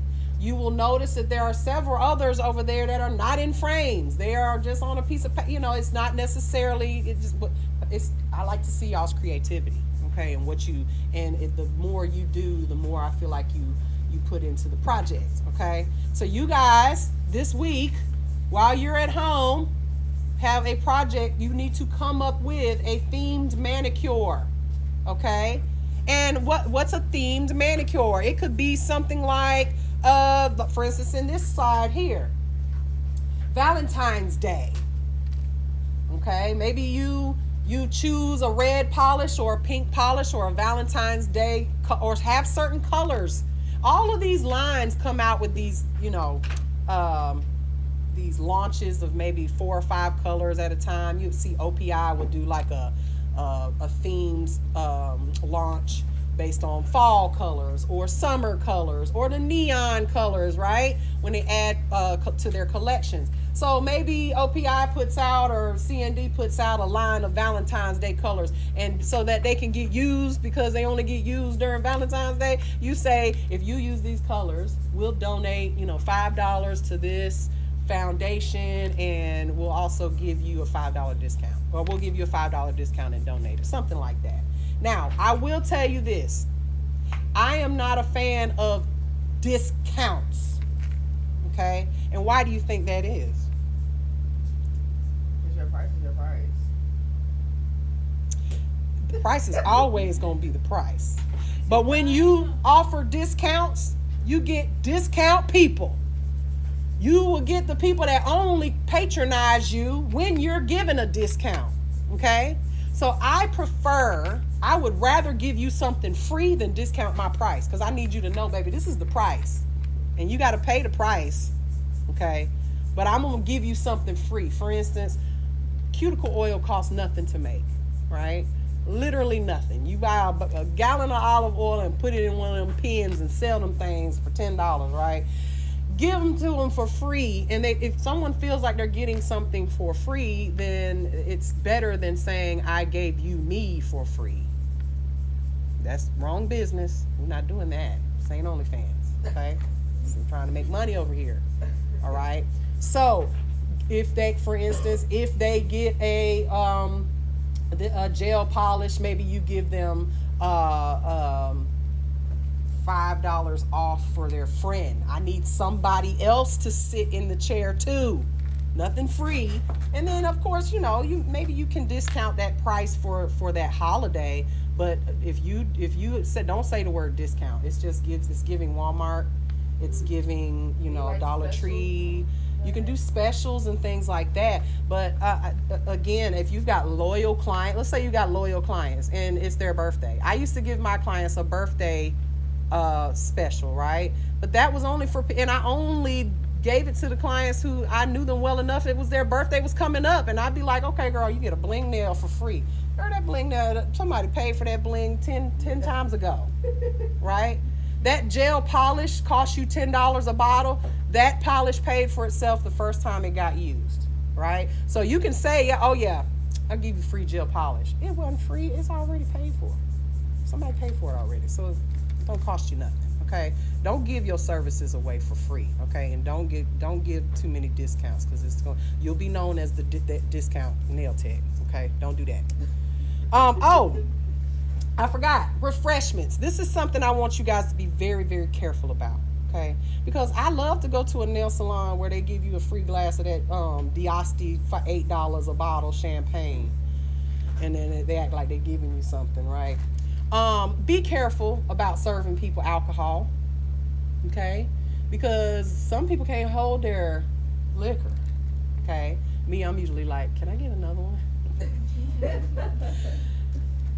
But some people can't. And also, if you're going to serve refreshments, make sure it's included in the price, okay? Because you get yourself in trouble with the city when you're out here selling liquor without a liquor license, okay? Make sure it's included in the price. Like maybe you have the margarita Manny and you serve like margaritas without the margarita in it. You know, they have the virgin ones or whatever, right? I just wouldn't serve alcohol. I don't want to be responsible for somebody going down the road and something happening. But just make sure it's included in the price. Don't sell it at your establishment. Don't say, you know, your champagne glass is $5 extra. You can get yourself in trouble, okay? They don't play about them liquor licenses in Augusta or wherever. All right. Now, what's a waterless manicure? Waterless is exactly that. No water involved, okay? Eliminates the soaking. It's a lot faster. You don't have to soak the client's nails. And it's a little bit more sanitary and convenient, okay? And let me just say, when you are soaking the client's nails in water, okay? Soaking their nails in water. What happens to your nails when they soak in water? They get softer, right? And not only do they get softer, they get more flexible, right? You ever been in the pool or sat in the tub for too long, your nails just swole up and they got to where they were bendy and stuff. So waterless manicures, the reason that I believe that they will make it last longer is because you're not soaking it in water. Therefore, when you put the polish on, the nail is in its natural state, okay? If I put polish on you while your nail is swollen and bloated, right? We don't go shopping when we swollen and bloated, do we? Why? Because next week the pants ain't gonna fit, right? They're gonna be a little looser, right? Same thing with polish. If your nails are swollen and bloated and you put gel polish on top of a nice wet nail that's got all this water content in it, you're probably gonna get a greenie under there. I've seen 10-finger greenies from gel manicures, okay? Because you really shouldn't be soaking the nails in water if you intend to do a gel manicure, because you got to wait for that nail to dry. Just do a dry manicure, which is using, just pushing the cuticles back. Maybe you don't soak it at all, okay? That's a thing, and it is faster, okay? And again, more convenient. I don't usually call them waterless manicures. I just call them an express mani or something like that, something faster. All right. So that basically what you go to the salon, or so they give you like a full set. Exactly. So this is when I was saying earlier at the very beginning of this, you're not gonna do a bowl, put water in a bowl in front of somebody who's getting acrylic nails, are you? Not generally. You're just gonna push their cuticles back, or use your e-file with certain types of bits. Now we'll talk about that when we get there. But do a waterless or a dry manicure on the client, so that you don't have to worry about all that water moisture content in the nail. Okay. I said, so when they soak off my nails, that's not good. No, that's not what I mean. Soaking off is in acetone. That's totally different. Acetone, y'all know how if you're soaking your nails off, it's a dry feeling. It doesn't absorb into your nails like that. Okay. Now, quickly, paraffin wax, because I hate it, and I don't even know why anybody would have it in their salon, to be honest. But paraffin wax applications, there's several different ways you can apply it, whether it's the plastic bag method, paper towel, or cheesecloth method. They also have sprays, one-time use gloves, which I really like now. You can buy the little gloves that have, it's not actual paraffin wax, but it's like a lotiony, waxy feeling that it's inside the glove. And then also you can paint it on with a brush. That brush is destroyed now. But that's what different ways, and we're gonna have a whole day where we do that coming up, okay?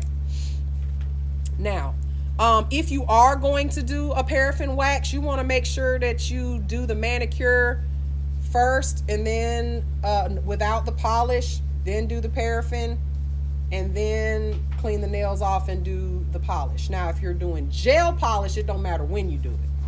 Okay, you can do the paraffin at the end, before the polish, or after the polish. Okay, obviously you don't want to dip your hands in wax and your nail polish is fresh and you're using regular lacquer. Okay, because it's going to ruin it. Okay. Now, it can also be a standalone service. One of my student instructors, she said that they do paraffin wax at her dentist's office. That's nice. But that would be just something that they just give you, probably to keep you off your phone and more relaxed while you're getting your teeth done. But you can also market it as a service in your salon, charge $10 for it, add it on to your service, and call it a day. It does not have to be included with a manicure or anything like that. Just make sure you put it on your menu so people know you do it, because that's an easy $10, okay, or $20, or whatever you're going to charge. Now, clients that have special health considerations, we touched on this a little bit with like high blood pressure, things of that nature, but why though? Okay, why do we want to be careful with diabetics, especially when it comes to pedicuring? Because you guys, pedicuring is a manicure on the feet. That's all it is. Okay. Sensitivity, how about some have no sensitivity? Okay, some, especially really brittle diabetics, some of them have no sensitivity on their feet. They can't feel their toes or their feet. And if you accidentally cut them, you could be responsible for someone losing a toe or a foot or a leg or a life. Okay? So I don't mess with them diabeticals. Diabetics, I'm sorry, you got to get a doctor's note. There is nothing wrong with asking a client for a doctor's note saying that they can have a service done. There's nothing wrong with that. Your employer asked you for a doctor's note because you wanted to go to the club last night. There's nothing wrong with you asking for that. Okay? Now, also with paraffin wax, they don't know how hot it is. So if you put their hands, because you're supposed to test it before you put it, they may not feel that it's that hot, but it's too hot for them and can cause them to have a burn. Okay? Also, we touched on the massage and why you want to be careful with massage, because people who can't feel their legs and feet, or maybe people who are high blood pressure or pregnant, they want to be careful with that. All right? And then also, not everybody who's old is sick. Okay? Not everybody who's in a wheelchair is sick. Okay? So if they have limited mobility, and what do I mean by that? Maybe they are in a wheelchair, maybe they're on a walker. Those people like to have their nails done too. Okay? What is involuntary movements? Shaking, Tourette's, that's another one. Woo, Tourette's. I haven't run into that yet with a client, but someone who shakes a lot, Parkinson's, stuff like that. A client with altered vision, you may have to help them, pick out colors. People with arthritis are not going to want you to massage them if they have bad arthritis. Okay, so you want to know these things. And then also, a client that has a caregiver is the best thing ever if they are in a wheelchair, because I will not lift nobody out of anybody's chair. Okay, I'm not picking anybody up. I used to be a CNA. Them days are over. Okay, and again, you don't want to be responsible if someone gets hurt. So my advice to you is, if they're in a wheelchair, keep them in there. Have yourself a portable bowl for pedicures, and we have those here as well. Okay, and that you can bring the service to the client. Okay, and also obviously you can roll a client in a wheelchair up to your table. Now, lowered immunity, what do I mean by that? Compromised immune system. And what types of clients have those issues? People with cancer, right, or going through treatments, cancer treatments. People with HIV, things like that. Lupus, yes, there's lots of different people with lowered immunity issues, okay? And we obviously don't want to introduce anything to them that can make them sick, all right? So with that being said, that's my entire manicure chapter. So, number one, before I get to this demo, does everybody understand what their assignment is for this week and what they need to do? Be creative. Feel free to go over there and look at some of your cohorts, your senior students that did theirs already. Take a look at what they came up with and do better. Okay, not worse. And that's what I'll be expecting from you guys next week. Okay, everybody got that? All right. So now let's move on to the demonstration. And again, and you guys are going to be able to see this on the screen here. Okay, if you are in the TikTok live, you have to go to the YouTube channel to watch it. I'm gonna have to do it. How long should a basic manicure? That's a good question. So a basic manicure, now when we do it in class on a one-handed mannequin that doesn't talk back or ask for any special designs and none of that, it takes 7 to 10 minutes to do it on one hand, okay? Now when you're doing it on a human, I would say 30 minutes. It shouldn't take you more than 30 minutes to do a manicure. And let's talk about what do they charge for a manicure? If you're charging $15 for a basic manicure or $20 for a basic manicure, let it be 20 minutes. I like to charge $1 per minute, and that's about what you should be charging too. Okay, most salons have those types of pricings, have that type of pricing. Now, what you all have on your table is a state board kit. Okay, this is what you guys are going to have in your. Oh, that's my husband, y'all. Hold on 1 second. I do have to answer that. Hello, I'm in class, darling. I'll call you back. All right. All right. So, anyway, what you guys will have, there's more to the state board kit. There's the third bag to the state board kit, but that has the sculpted nail, the nail tip with blending, and also the soak off and all that stuff in there. We're not there yet, okay? So you guys should have on your table 3 bags, okay? These 3 bags, let me move this, still a little bit immobile here. Okay, these 3 bags, one says trash, okay, and make sure, because I made these up yesterday all by myself, make sure that it says trash on all 4 sides. Okay, y'all don't have to open them or anything, because I'm gonna want y'all to watch me first and then we'll do this together. Okay, one says to be disinfected, and then the other one says soiled linens. Now what do you think? What I want you guys to remember about the state board is it's very symbolic. Okay, are you going to be walking around with 3 bags when you do manicures, or when you go home and do a manicure? You're going to have 3 bags and you're going to pull them out every time you do a no. Okay, what does this soiled linen bag represent? Back there, right, that you have in your salon. What does this to be disinfected bag represent? Where you put your dirty tools. when you're done with them so that you can later disinfect them, meaning your sanitation area in your salon or wherever you put your dirty stuff until you get ready to clean it. And then obviously the trash bag represents your trash can. You guys, there's only 3 places that things should be placed in your salon. Well, let me take that back. 4, okay? You've got, so let's just say State Board walks in here right now, okay? And you just finished a client and you've got some dirty implements on the table that you didn't do nothing with. You got some trash cotton balls that's messy and sitting on the table, and you walk to the bathroom, they come in and they, what do you think what's going to happen?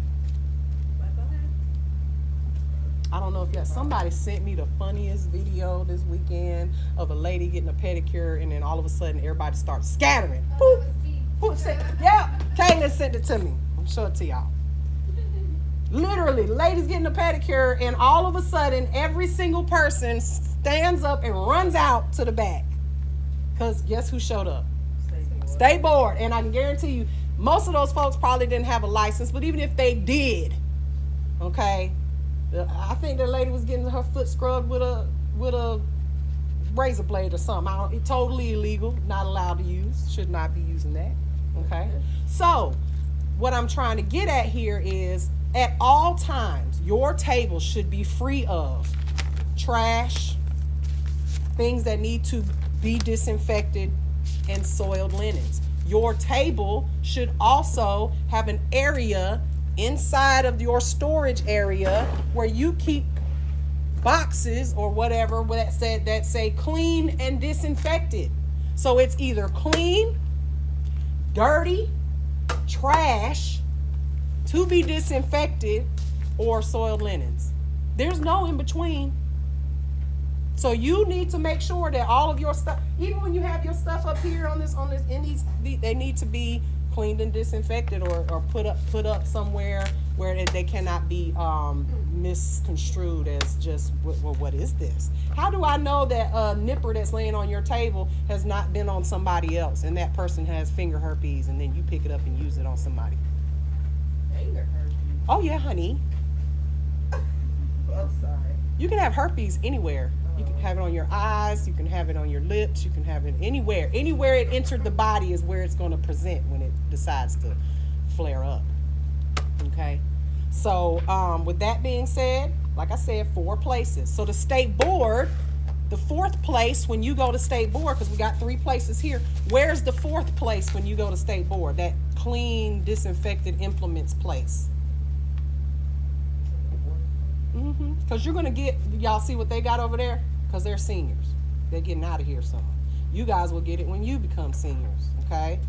That bag, that State Board bag that you come in with, everything in that bag is presumed, okay, to be clean and disinfected, just like the things in your drawers, okay? So when you become a professional and you don't want to get fines, make sure that when you're done with your clients, everything is in its place, okay? Soiled linens, clean linens, dirty, all of that. Everybody got me? So when you go to State Board, again, we're going to be at a picnic table with a bunch of people, hopefully some of your classmates in there too, okay? And you're not going to have the luxury of a sink to wash your hands or wash your client's hands. So all of this stuff is symbolic, okay? Now, when you first get this kit, I gave everybody one of these, okay? This packet right here. And what's inside of this packet, okay, because you'll need to set your hands up today, is a little bag with a glue and a little love note on it that says, do not forget to glue your tips to your hand before your State Board, because this hand, okay, this hand is, y'all think it has little tips on it. It has, they're naked. It's like a nail bed underneath the nail tip here. So you've got to glue each one of these tips to these fingers. And I was nice enough to tell you which number goes on which finger. Okay? Because each one of these have a number associated with the finger. Okay? Now, and you guys will do that before we do our actual manicures. But it also has in here, because these are I sell these kits to people all over the U.S. Okay, so this is kind of generic. You all get this already. You already have the state board practice video, because everything that I'm teaching you today, you've got a video in your curriculum that is a replay of this, showing you how to do the state board. Okay, but they get a little coupon to be able to get by that. You guys get it in your curriculum for free. There's also a state board practical kit contents list. Okay. Everything that is inside of this kit will be on this list. And when you guys are practicing in this, and when we come to class, you're going to have to reset your bags, reset everything according to this list, so that we can practice this. So what I know, you can pass the state board. Okay? And we'll go over this in depth when we get everything.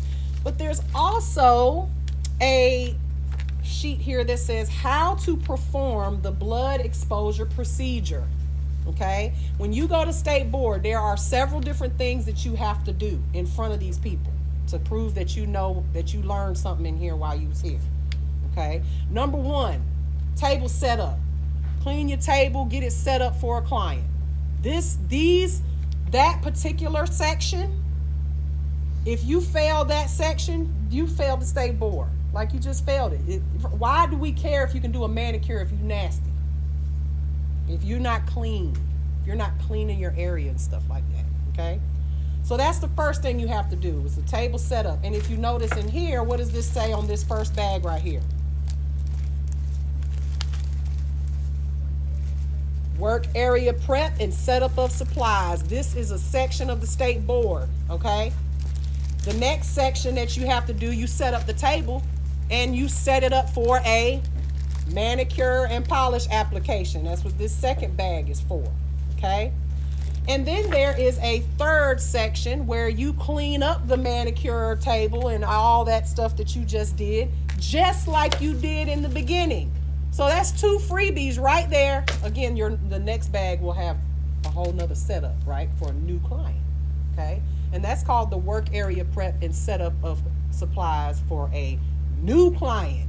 And it will have all this stuff in, a couple of things in here, and also all the setup for the sculpted nail, which is the next section. The nail tip with blending, which is a section that you'll be graded on. And then there's also the soak off of that acrylic nail that you just laid down, okay? And the last section is the blood exposure procedure. So you're going to have to show them that you know what to do if someone gets cut, or if you cut yourself, or there is any blood is visible, okay? And all of these sections, let me just put it like this. You can fail a whole section like the nail tip with blending, or maybe fail like 2 of them. I've had students that failed both of 2 parts of those parts. But if you fail the blood exposure procedure, it's over with. Just go back home and get ready to reapply, okay? Give them $45 to do it again, okay? And then also those table setups. You cannot be a nail tech if you don't know how to clean. They're not gonna let you get. You can, but you're not gonna do the license, okay?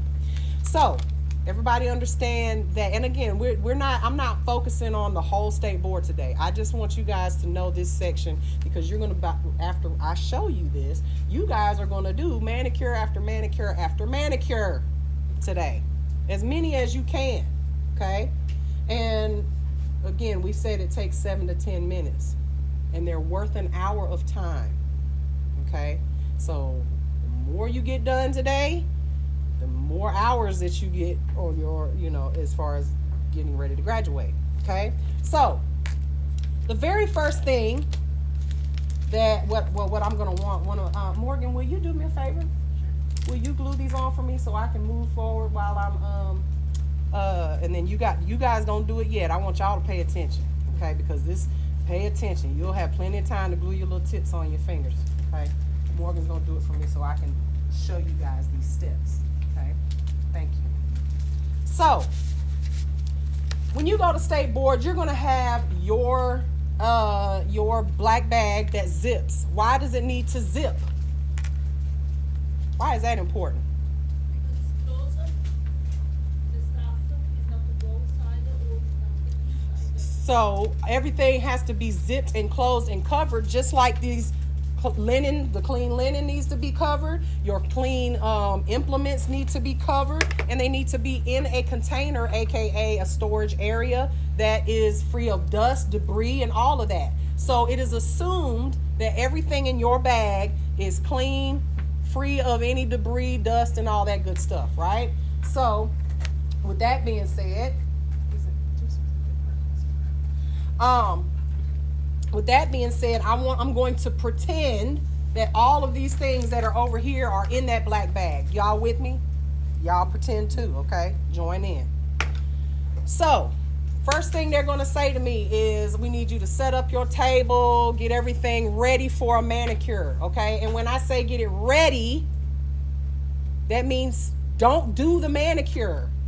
Just get it ready, okay? So, I'm going to show you guys exactly what I'm gonna read it to you verbatim. This is not the state board. Everyone thinks it's like it's a big secret. It ain't. It's not a big secret how to pass the state board. Folks just don't read, and then they also come to school, pay all this money, and don't listen. Okay? This is on the state board's website. PSI, excuse me. Exactly how to pass it.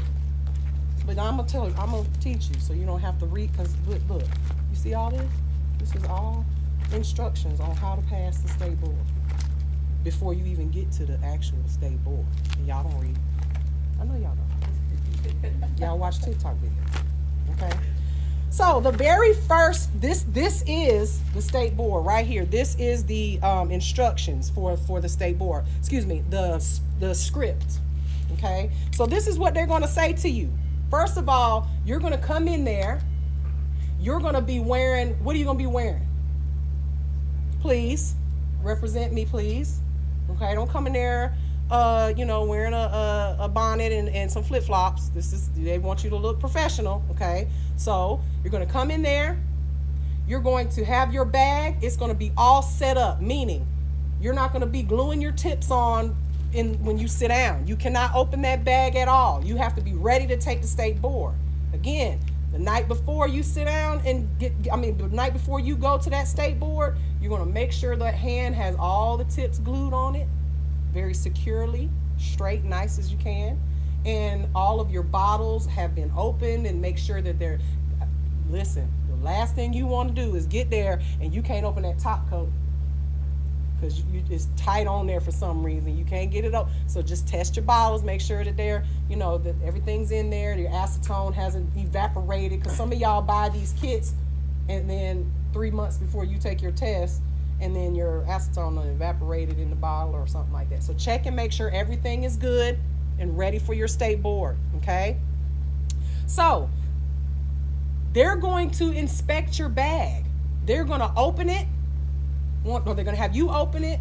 They're going to make sure that your monomer that is going to be in there is odorless. And again, we'll get to that when we get to that section. But they're also going to check to make sure that your hand has the tips glued on securely, so that you can't cheat, because you got to do a soak off, okay, and they don't want you to just be able to pop it off, okay? So this is what they're going to say. Again, this is downloadable and available, and you guys also have it in your curriculum when you get to the state board section to download it. Thank you, Donna. Appreciate it. Y'all see how she glued these on? Perfect, nice and short, okay? That's got to be done. Now, this is what they're going to say. First section, work area preparation, client preparation, and setup of supplies. You have 15 minutes to do this. Y'all, this takes 2 minutes, okay? But there's going to be somebody in there that's going to take all 15 minutes. Don't let it be you, okay? Don't embarrass me. All right, so what the proctor, the person who is over your exam, is going to say. You will prepare your work area for your client. You will set up the universal supplies that you will use throughout the examination. You will also set up the supplies for the manicure and polish application. You will prepare your client for the services.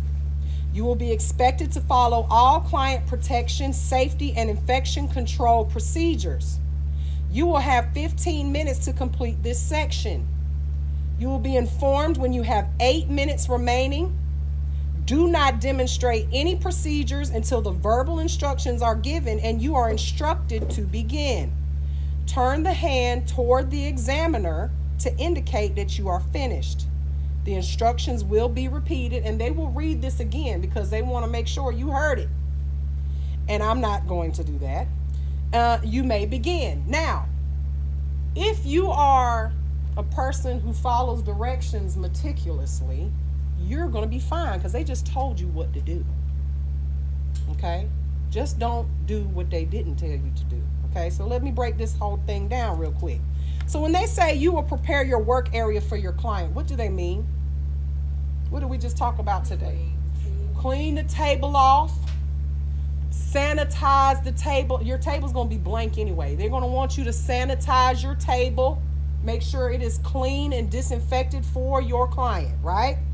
Then they said you will set up the universal supplies that you will use throughout the examination. Now, what are universal supplies that you're going to always use, no matter what, always have available? You had them on your table this morning. I told you to take it off because what was it? Gloves, Lysol wipes. Anybody? What else can y'all think of? Y'all seniors, help me out. There's three things that stay on this table at all times. How about our hand sanitizer? Our Lysol. Here's the 3 things that are going to stay on the table at all times. Okay, it's 4 actually because your hand is going to stay on the table too. 3 things. And I'm going to show you, and you're going to do this so many damn times, you're going to write it down today, but you're going to be dreaming about it. Okay, trust me. Your hand sanitizer, your Lysol wipes, your blood exposure procedure are the 3 things that will never leave this table, ever. If you accidentally throw one of those 3 things, and also your hand, the hand is the 4th, but just remember the hand is all, you need the hand. Hopefully you don't throw that away. Don't throw your client in the trash. If you accidentally get rid of one of those 3 things, just sit there quietly and wait for everybody to finish because you failed. Okay? I'm going to make this sound as scary as I need to make sure that y'all don't play with this state board. We have a lot of students that just graduated. They played. They've already called me. Ms. Mary, I signed up for my state board. What do? Well, baby, you know what? I have a one-on-one fee. Okay? And you're not going to like it. All right? Get it now while the getting's good and hot and free. Well, not free. You already paid for it. You're paying for it. All right? So, universal supplies are your, what is it? Hand sanitizer, Lysol wipes, and what else? The blood exposure procedure. Again, I'll show that to you in a second. So they're telling you what to do. The 3rd thing, you will also set up the supplies for the manicure and polish application. So what does that mean? You're going to empty everything out of this bag and set up your table as if your clients just called and said, I'm on the way, girl. I got your coffee. I'll be there in 5 minutes. Right? Set it up. Get it ready for her. Then it also says you will prepare your client for the service. Well, this is your client. And what did I tell you guys you got to do with your client when they first come in the door? Clean them. They need to wash their hands. But we don't have a sink, nor do we have soap and water. So what are we going to do to this client? Use a sink, water, and sanitizer. No. You're going to use hand sanitizer, not water. Just hand sanitizer. We're going to sanitize the client's hand. Okay? At some point. We got to sanitize her hand because that's going to be symbolic of her going to wash her hands. Okay? They're telling you what to do. Just do what they tell you to do. The next thing they said, you will be expected to follow all client protection, safety, and infection controls procedures. What does that mean? Well, you've got that blood exposure procedure on your desk. It said client, but also you. So for some reason, if you cut yourself, please don't. There ain't nothing. If you cut yourself, how, ma'am, with the wooden pusher? That's what's in here. Okay, but if for some reason you cut yourself, guess what you have to do? The blood exposure procedure. Now, mind you, you've got a blood exposure procedure demonstration at the end of this, but please don't cut yourself. But they're telling you if you do, and they come over there and they see you bleeding and you're trying to hide it and you didn't tell them, then you're going to fail the state board exam. Okay? So it also says you will have 15 minutes to complete this section. If you take 15 minutes to complete this section, you did not pay attention to nothing I said. Okay? You should, and they're only going to tell you when you have 8 minutes remaining. So we haven't gotten to the rules and what you can and cannot do at state board yet, because that's a whole class day. But you can't wear a watch. You can't bring a phone. You can't wear a charm that looks like a watch. You can't, nothing. Okay? So you need to be at a certain point at that 8 minute mark. And in my opinion, you should be done at 3 minutes. But again, there will be somebody that's struggling, and just don't look at them. Okay? Look straight, look forward. Okay? So is it like someone standing right there watching? Yeah, ma'am. Okay. I didn't know if it was like It's gonna be set up like this, or it's gonna be no. They will have probably, I don't know what the exact ratio is, but my other students have said there's usually like 2 or 3 of them and maybe 8 students in there. So they watching you. Okay? Yes, dear. I'm sorry, is a sit down or is a when you go out of the practice? So you have the table. You sitting down just like you sit down when you doing that, and no standing up. Unless you have a problem, and then you let them know ahead of time you got to stand up, and they usually don't allow that. But it's a sit down. It's just like here, just like this. Okay. Now you will be informed when you have 8 minutes remaining. They will go off. They will say you have 8 minutes remaining. They're going to tell you. Okay. And then they're going to say, do not demonstrate any procedure until the verbal instructions are given. So in other words, set up your it's always one person that does this, because you guys, one of y'all are going to do it today if we were doing state board practice, right? They just told you don't do the manicure, but somebody is going to start doing it. There's a whole section on this page for that. Okay, this is just a setup. Okay, and they're telling you don't start until we tell you to. Now this is a silent exam. Silent. Don't even burp. Okay? They might ask you to leave. It's considered disruptive behavior. I mean, it is disruptive because I'm be giggling like hell. But don't talk. Don't raise your hand. Okay? Because if you do, they have been instructed to say a specific phrase to you. If you raise your hand right now, Raina, and say, I forgot my polish remover. They're going to say, do the best you can with what you've been taught. Y'all don't believe me? It's right here on page. It's on here. Do the best you can. You do not speak to them. Okay? Don't talk. It's somewhere on here. Only 25,000 pages on how to pass and how not to fail. Okay? So, best bet, don't say nothing. Okay? But how do we indicate that we're done? Well, they just told you. Turn the hand towards the examiner, meaning the person away from you, meaning the other direction. So you're going to start with it like this. When you're done, so that they know that you're done, you got to do this. Okay? To let them know. Now, don't be that one nail tech who's sitting there going, yes, I'm done. And then the time runs out and your hand and it's still turned this way because you failed. You didn't follow instructions. This is a very, very, very, I know I'm making it sound scary because it should be. You sat here for 40 weeks playing, and then you went to state board and tried to act like Miss Mary didn't teach you this. It's a lie. It's been proven. It's all over the internet. One thing about it, my students pass the state board, and if they don't, it ain't my fault. Thanks for the $6,000. I appreciate it. Okay? Because I taught it to you. All right? Now, they're going to repeat those instructions and then say, you may begin. All right? Now, if you look here, it says what you are being evaluated on, meaning what they're looking for you to do and not to do. Number 1 is that you disinfect all work areas completely with product labeled in English and is an EPA registered bactericidal, virucidal, and fungicidal disinfectant. Okay? It must say that on the packaging. So you guys, if you want to go rogue and buy your own, make your own kit, make sure you make it just the way I made it. Because if you go and get some wipes from the Dollar Tree that just say disinfectant wipes and it don't say virucidal, bactericidal, fungicidal disinfectant, they're going to turn you around at the door and say you're not prepared. Okay? So I've got the ones in there that you can use. Any Walmart line in Walmart, you can get these for $1.47. I bought 40 packs of them last night. Okay? So, number 2, sanitizes hands with product labeled in English. Are y'all getting y'all seeing a little trend here? Because we have some some bilingual people in here. You cannot write in your language what it is on your bottles. It has to be in English.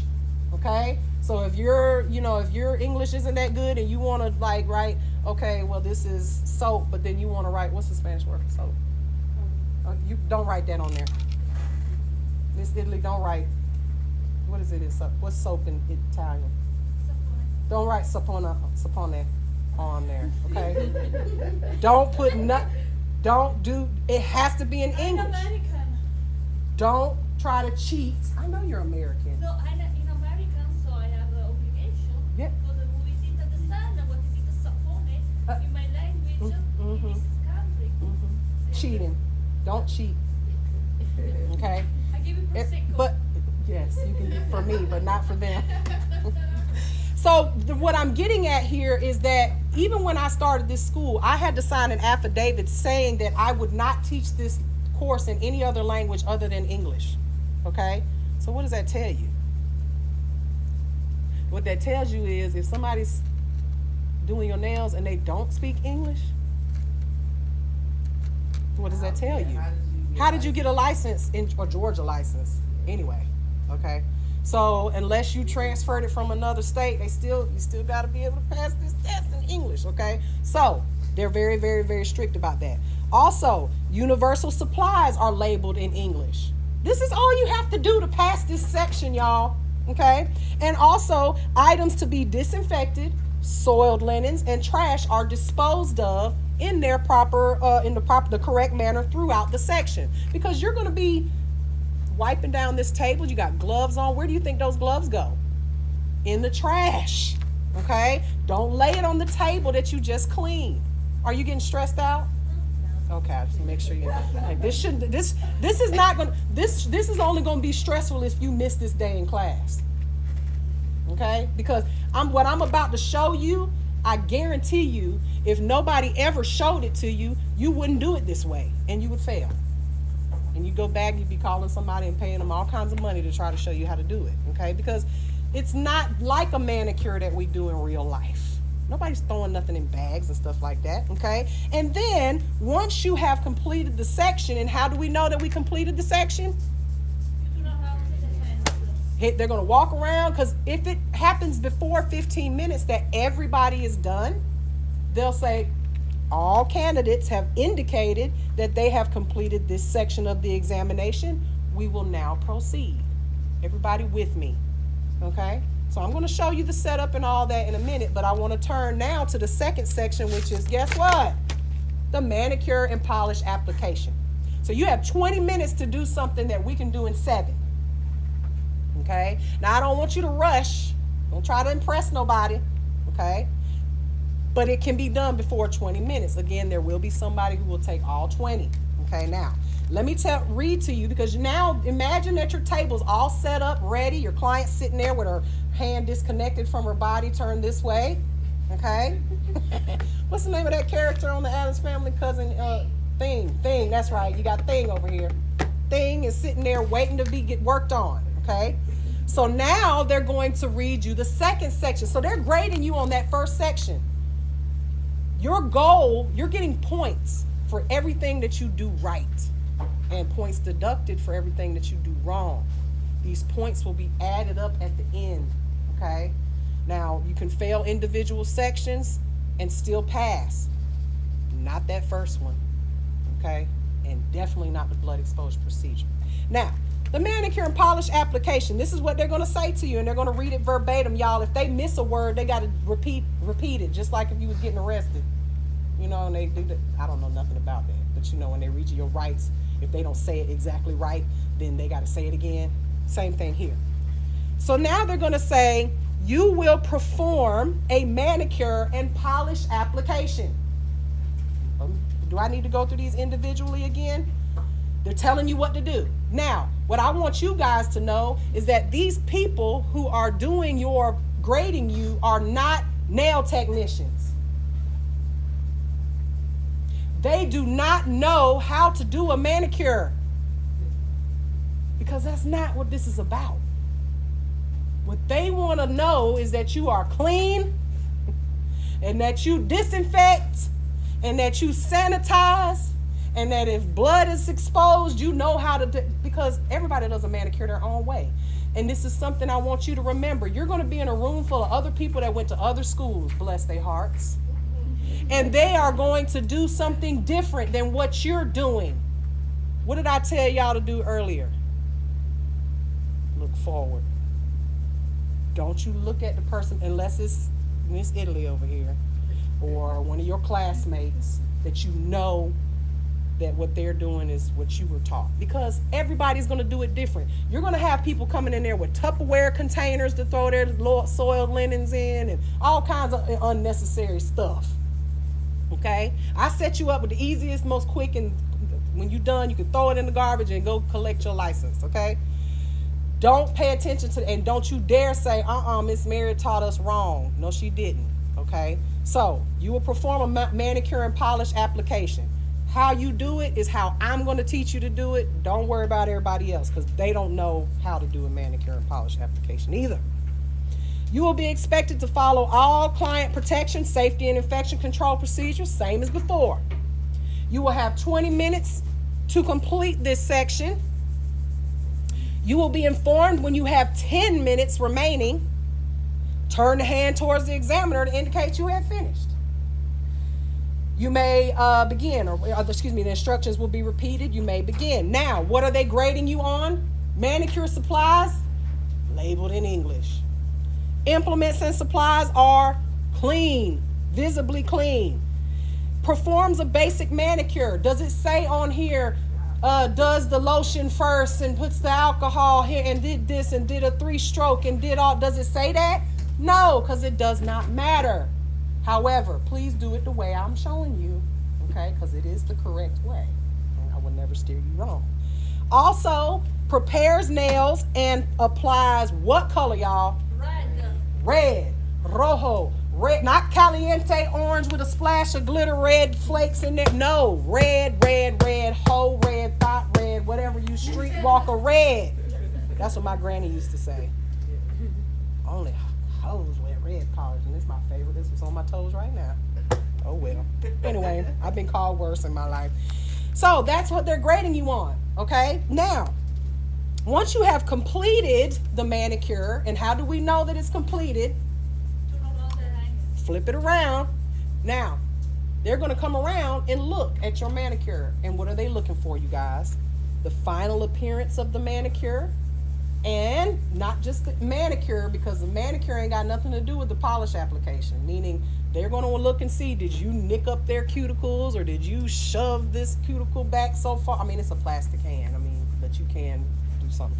They're also going to check to make sure the polish application is clean and that it's not all over the skin. Okay? And then they're going to say the same thing they said before. All right?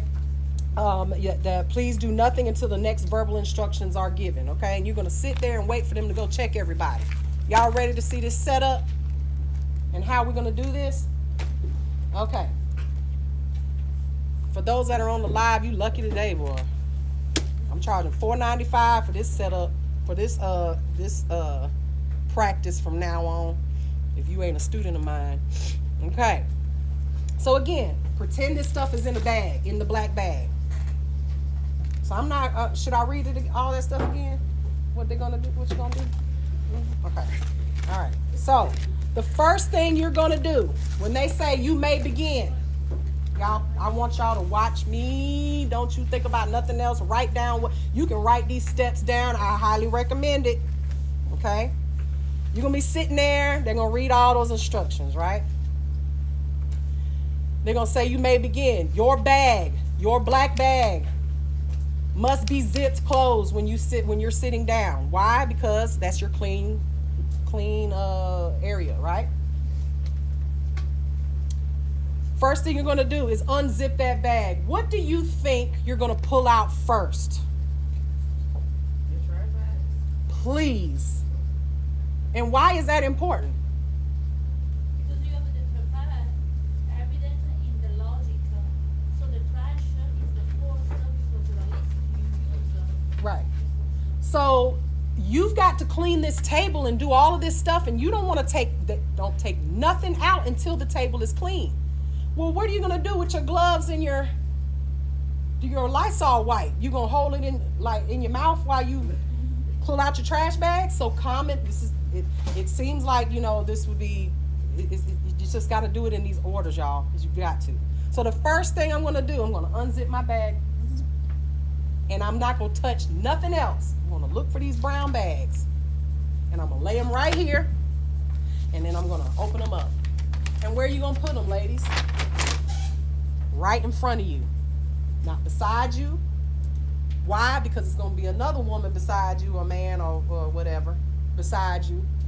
And if they put their dirty linen and trash in your bag on accident, guess who's gonna get the points deducted? You. Okay? So put them right between your legs. Just open them up. You can open them up, put them right between your legs. Okay? In front of you. And that's why there's a label on all four sides. Because you need to be able to see, they need to be able to see, and if it leans to the side, you need to be able to see the sides. Bye, Melody. Okay? Everybody got that? They're right in front of me, right here.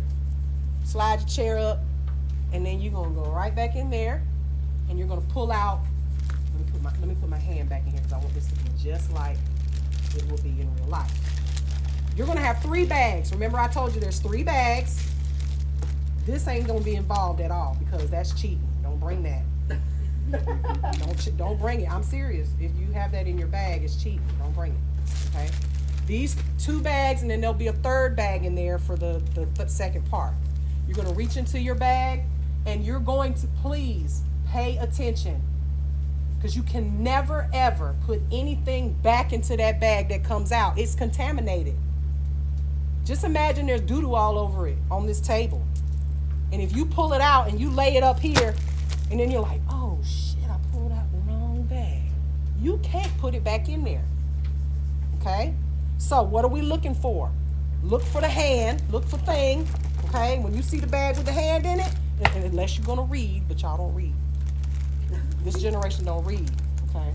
You're gonna look for the hand with the mannequin hand in, a bag with the mannequin hand in it, and also look for the bag with the Lysol wipes in it. That other bag is gonna look similar to this one. It's gonna have a new set of towels because you gotta set up a new client, okay? Leave that bag in there. Just bag 1, which is the work area prep and setup of supplies, and please do not write 1 on it. If you do, that's cheating, okay? And then bag 2, manicure and polish setup of supplies. Pull those out of your bag, put them on the table. Why is it okay? Because I see this is what I see, y'all. Don't do this. You're like, oh, Miss Mary said the table got doo-doo on it. Don't, and then if I put the bag on the table, the bag's gonna have doo-doo on it. Please don't overthink it, okay? Because this is what you're gonna do. You're gonna do this. You're gonna be like, there's doo-doo on the table. I'm gonna hold it right here, and then I'm gonna zip my bag because you have to zip the bag closed. Why? Because if you don't, you're everything that's floating in the air going into that bag. Remember, bag got to be closed, and then guess what's gonna happen?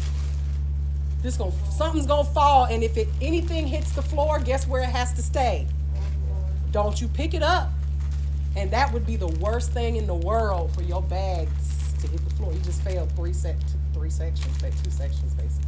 I would just leave. I mean, if they let you, Oh, yeah. because you'd be disrupting. Maybe I don't know. They'll let you sit there and watch everybody win while you just lost because you didn't listen to your grandmother. Okay, take it out of the bag, put it on the table. Why is it okay to do that? Because everything in here is protected.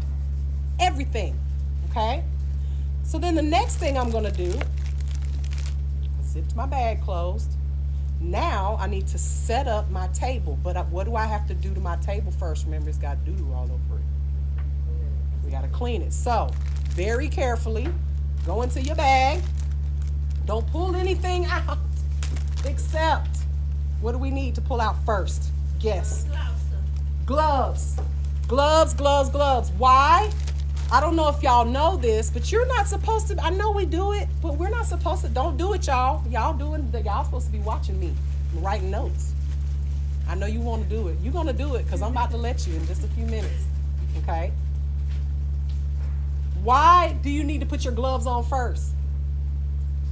Because you are not supposed to be touching Lysol. I know nobody reads the containers, but you're supposed to wear gloves when you're using Clorox wipes and any disinfecting wipes.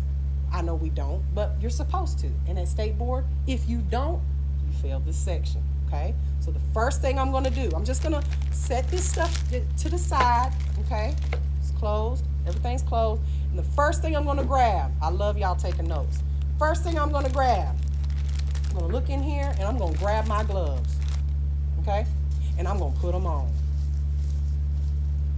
Now remember, we're being timed, but take your time.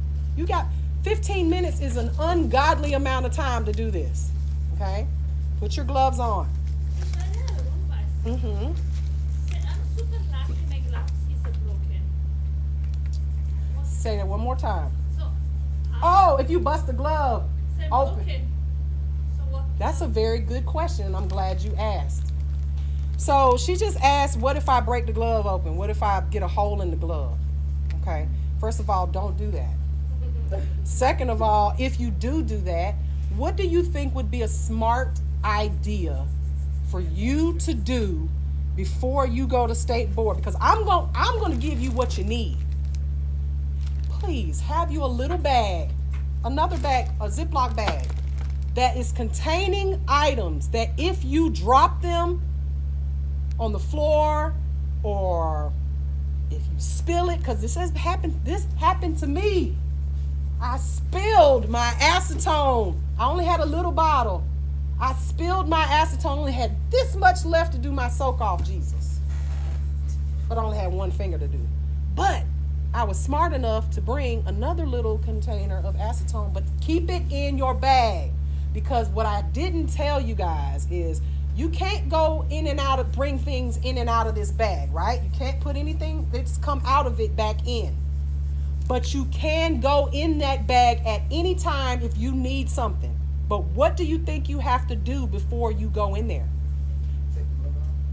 Well, Take off the definitely gloves. not have gloves on. But what do you need to do to your hands before you go into the sanitize them? Okay, you guys are going to sanitize your hands so many times during this exam. So many times. I mean, at least 20 times at least. Okay, during this entire exam. So just remember, because if they don't see you sanitize your hands, when I say, I'm going to tell you guys how, once I finish through this whole demonstration, you're going to have a few phrases in your head that you're never going to forget. Okay?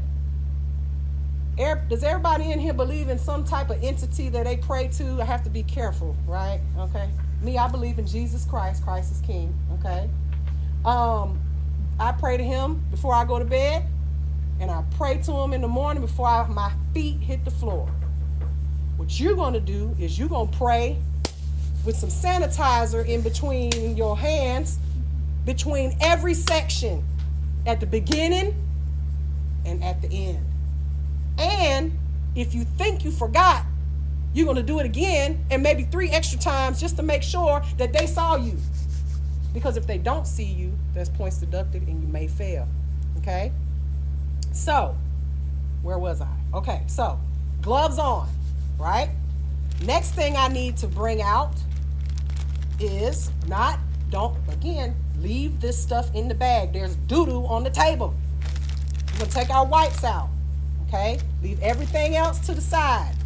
Take out our Lysol wipes. And you guys, these Lysol wipes, don't open them like this because some of y'all do that and then they be ruined, okay? There's a little lip right here. Okay, and just pull it open tight so you can get in there. You're going to grab you a wipe. Okay, shake it out. This right here, put it to the side. And we're going to wipe the table. You are not Molly Maid. They did not hire you to clean the building. Just clean this section right here in front of you. Okay? Symbolic. Now, what do I do with this wipe? Well, I've got my trash and all that stuff in front of me. This is another part of the exam that if you don't do this correctly, you will fail it, okay? How do I take, anybody ever been a CNA? Anybody ever wiped ass for a living? Okay, well, let me tell you, I did it for years. I was really good at it, okay? And I would have these little old people, they would crapped up their back, just like a little baby. And by the time I was done, I got, your gloves are nasty. You got to learn how to take off gloves as if there's doodle all over them. You don't want that on your hands. I know I keep saying that, but you are going to remember this, okay? So what do? We take this wipe, ball it up in your hand. Like ball it up to where it's invisible, okay? The first glove that we take off is this one, right? So I'm gonna I don't wanna touch my skin. I don't wanna touch my skin. Look, I don't wanna do like this because I got doo-doo on this hand, don't I? Doo-doo on this one too. What I'm gonna do is I'm gonna pinch this one and pull this inside out like that. So this hand is clean, isn't it? It's presumed clean. I know we haven't sanitized it yet, but it's presumed clean. Then I'm gonna ball this one into this hand, okay? And I'm gonna take this clean finger and go underneath the glove here and do the same thing, pull it inside out so that I don't get no poo-poo on my fingers. Everybody got that? And then where does this go? Please don't lay it back on the table. Straight into the trash. We're gonna look down here and we're gonna put it right in our trash bag, okay? At this point, if you've done all of this, what I just told you, these first very crucial steps, you've passed already, okay?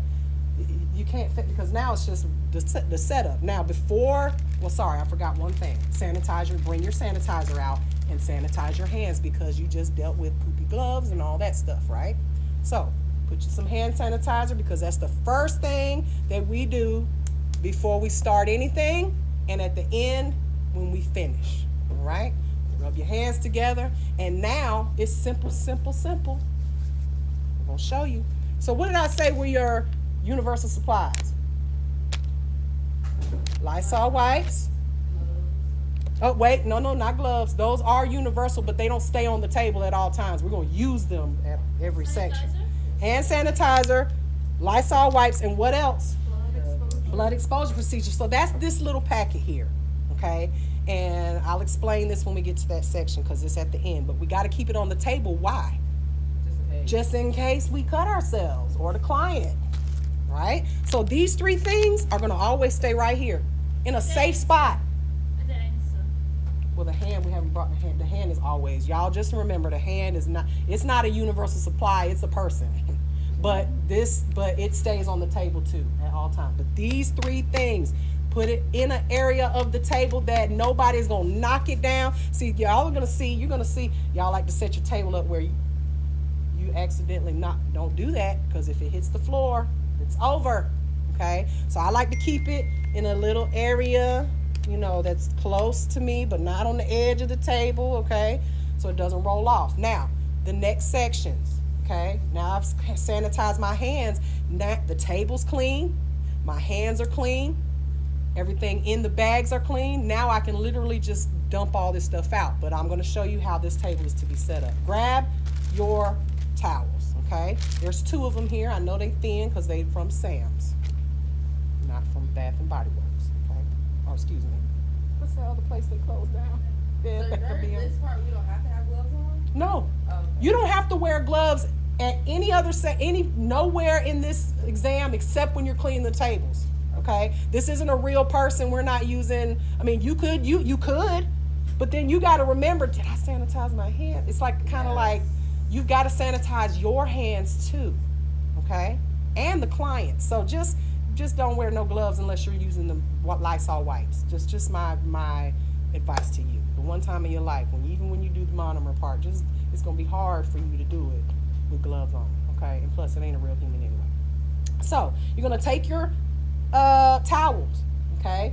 What you need to do is roll this right here. It looks like a little log right here. We're gonna take it and we're gonna roll this down like once or twice. And this is your armrest for your client, Okay, and then this is just an area where you're going to put all your stuff. Okay, so I've got my universal supplies here. Now I'm going to start taking everything out. Now remember, which way does this have to be turned to let them know that we're done? Face away, with the tips of the fingers facing away. So my advice to you is to turn her hand this way until you're ready, because that's how you're going to let them know, right? Now start taking everything out. We've got our manicure bowl here. And just remember, your water goes in this way, and the hand needs to be able to go in like this. We don't want a pool here, a kiddie pool. Okay, so this tab, let it be facing you, and make sure that you can put the client's hand in like this. Now, soft hand Sally is not going to bend her fingers for you. Okay, but just make sure that it's facing that direction. I feel like I'm twisted, but I think it's my phone. Okay, so got that. We'll put that there so that they don't think that we're finished. Now, you've got some cotton balls in here. You do not have to take them out of the pack. Just lay it there. You've got some Q-tips in here. You do not have to take those out of the pack. Lay it right there.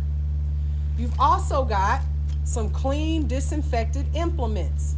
Okay? Now, I said put it right here. I'm right-handed, so I'm going to put this on the left-hand side. And you'll see if you're right-handed, you're going to want to put all your bottles and stuff on your right-hand side.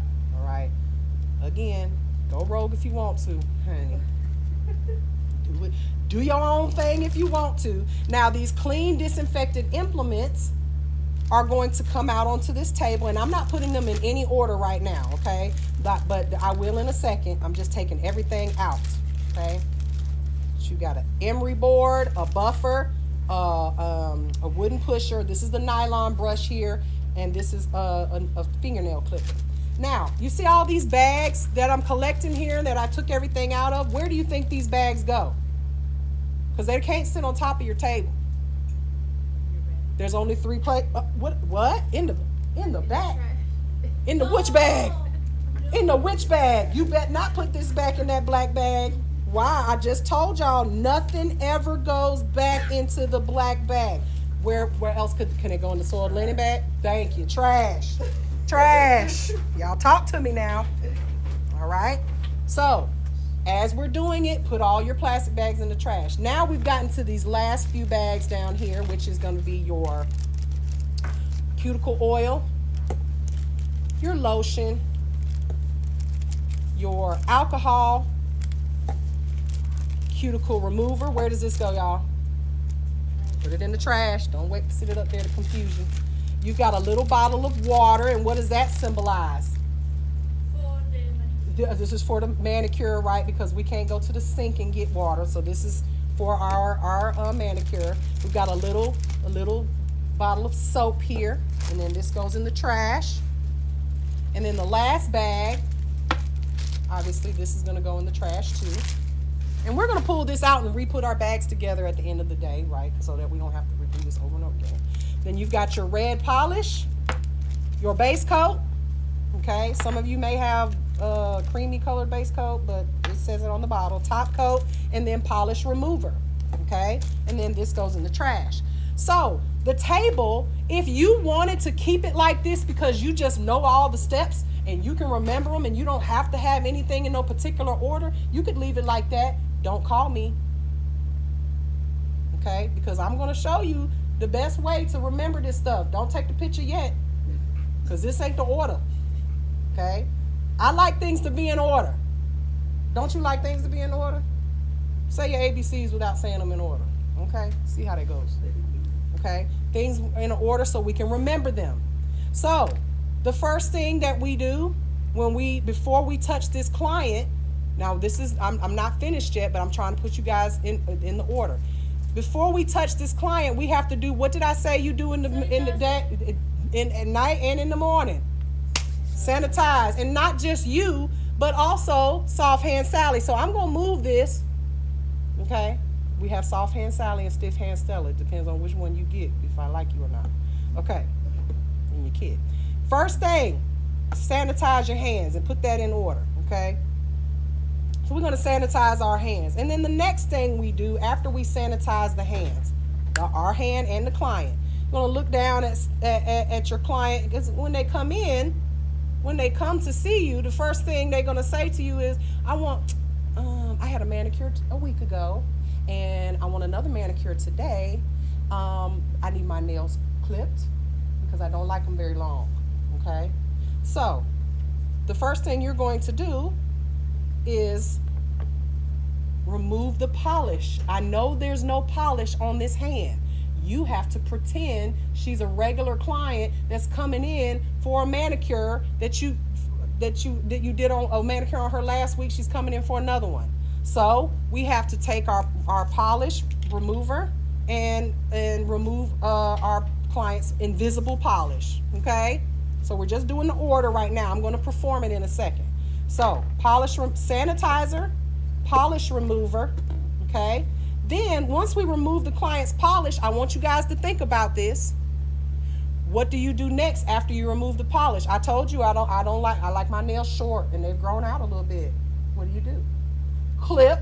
Okay, so we're going to clip the client's nails with the nail clippers. Bloop, bloop, bloop. Now your nails are already short. So what do you think you're going to do?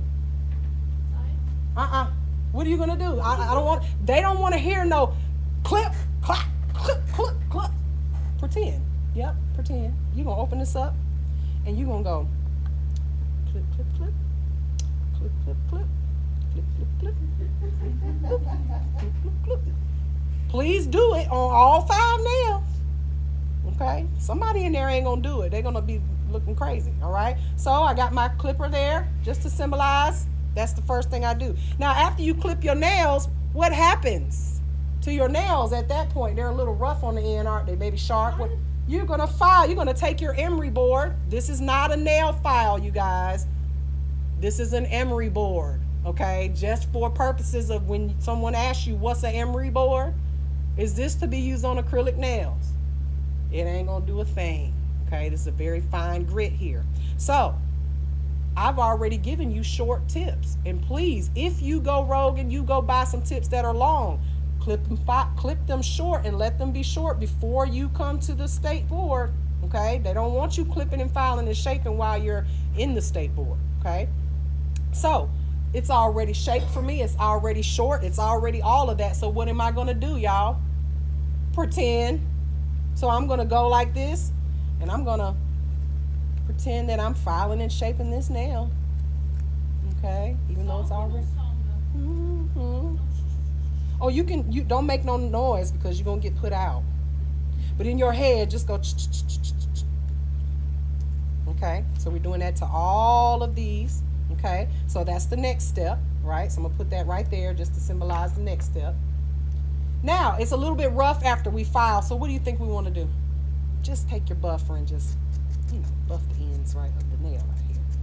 And you can buff the top of the nail plate, because I personally buff clients' nails before I put anything on them to make sure that it adheres and sticks better, okay? So we're gonna make sure that's nice and smooth. Again, this is already basically done for you, but please do the step. Okay, so we got our buffer there. Now, the next thing we need to do, because the whole point of this is to manicure the client's nails. Well, we want to push her cuticles back. However, don't push them back before doing what? In the water. Right, but what do we have to put on the nail before they go in the water? Cuticle remover. You need to put the cuticle remover on there. So the next step would be cuticle remover onto the client's nail, right? And how do we apply it? Because this is in a little container that, with a Q-tip. Okay, so you would take a Q-tip and you would dip this in here, apply it to all of the nails with a Q-tip, okay, just like this. All right. It's better you have to open the bottle and pretend. We haven't poured the water yet. Now that's one of the. No, Open the bottle. Don't pretend. We only pretend in class. Okay. At state board, don't you pretend putting this on there. You pretend cutting the nails. You pretend filing the nails. Okay, because there's really nothing to file. You pretend buffing the nails because you never really clipped anything. But when you get ready to do at state board, you better open this bottle and dip that in there. I know we pretend in class because I let y'all do this in class. And then put it on there when you're doing the steps because it's a lot of mess to be putting all that on there. Okay, so now some of y'all will say, Can I put the water in the bowl first? You absolutely can. Just make sure you put there's no step. Remember I told y'all there's no steps to this that's wrong, right? You're going to see people that are like, first thing they do after they sanitize their hands is to put the water in there, which in generally you probably would do that if you were in a salon, right? Put the water in there. But in this case, because we don't have it, you can put it in any time before you pretend to put that hand in this bowl, because obviously you need water in the bowl, okay? So the next step after that would be to add our water, bloop, bloop, bloop, bloop, bloop, okay? Put that right there. And a splash of soap, splash, right? So we got that, soap and water. Now the client's hand is gonna go where? Into the water, and we're just gonna do this right here, y'all. Don't try to like, bend her fingers and force it in there. Just put your hands in there, in the hand in there. And the question I get all the time is, how long do you leave the hand in there? Well, my answer to you is, once you put it in there, look up, find somebody who's watching you, and while they're watching you, okay, see it's in there, take it out, okay? And when you take it out, you're gonna have to push that cuticle back now, because it's nice and soft because you've been soaking for 2 seconds. All right, so the next step is to push back the cuticles, okay? Boop, boop, boop. Push all 5. I know there's none on there, but pretend, okay? So that's the next step, to pretend that we're pushing the cuticles back. Now you've got this nylon brush here. What is this for? You're gonna go into the water and just kind of clean off that cuticle you just pushed back, okay? So you see how I'm lining this stuff up so that you guys can see. Let me back it up. There we go. See how I'm lining all this up in order? Now you don't have to line it up in order. Like I said, do what you want. Don't call me. Now, after we've done that, the cuticles are pushed back. We've already cut the nails, trimmed the nails, filed the nails, buffed the nails. What do we got? Process of elimination ought to tell you the last things we're going to do. Let me move my big ass head. There we go. Let me move to the other side. How about that? So these are the last 3 things we use, right? So we're going to move those to the side because we know that that's the last thing. But we've got cuticle oil, lotion, and alcohol left. What do you think is the next steps? Remember, we got to do a massage. Lotion. Okay. Now I put cuticle oil in these kits, and I'm gonna tell you why. Not because you guys don't need to use it. I put cuticle oil in these kits because other schools train their students to put cuticle oil on the nails and all that stuff while they can do one or the other, or put cuticle oil on after they put the polish. That's a mess, and it's optional, and if it's optional, I'm gonna opt not to do it. It's one step that I don't need to take. But use the lotion. We're gonna put some lotion on our hand. Now remember, this is not a human, so it's not going to absorb it. So please use the bare minimum. I'm talking about boop. Okay, because it's gonna make the hand greasy. You're gonna wish you didn't. Okay. So take your lotion, warm it up on your hands, and then we're gonna do all those massage techniques real quick. Like, what's the first one? Effleurage, petrissage. So effleurage is straight up and down, right? And then petrissage. Here's your petrissage. And then you've got what? Vibration. Please don't vibrate. What's the next one? What's the next one? Tapotement, right? So just do this. And then friction. So then you can just take the hand, do like this. That took you 5 seconds. Okay? Do all 4 of those that I just showed you. Just do them all so that they can't say you didn't do 1. We did 4. Okay? So now the hand's all greasy. We did all that massage. Then what's next? I use for clean the cotton and remove The alcohol. Okay, so that's what your alcohol here is for. We're going to take the alcohol with a cotton ball, and we're going to clean off. And you only need a little bit, y'all. Only give you a little bit at the state board. Again, these are things you may want to bring extras of. Take your little cotton ball. You're going to put some alcohol on it, and you're going to clean the residue off from the oil, right? right? And then this, where does this go? Trash. It goes in the trash, y'all, at all times. You want to make sure your table is clean of debris, soiled linen, and any to be disinfected items. Again, I haven't shown you guys the actual manicure yet, but I just want you to see the steps. And then what's next? We only got 3 things left. Base, 2 coats of polish, top. Okay? So let me slide all this in here so you guys can see everything. Okay? Boom, boom, boom.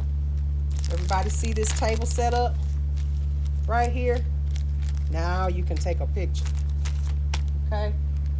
Now, this is how your table should be set up for the first section. Okay? Meaning, we haven't done the manicure yet. We just did a table setup. This is the first section. I kind of went through the steps with you guys so you can see, but this is how it should be set up. So now what I look down, this is what I'm going to do. I've set up my table. I'm going to look down at it, and I'm going to make sure it looks just like this. And then the last thing I'm going to do, because I do this every day before I go to bed, is I'm going to sanitize my hands.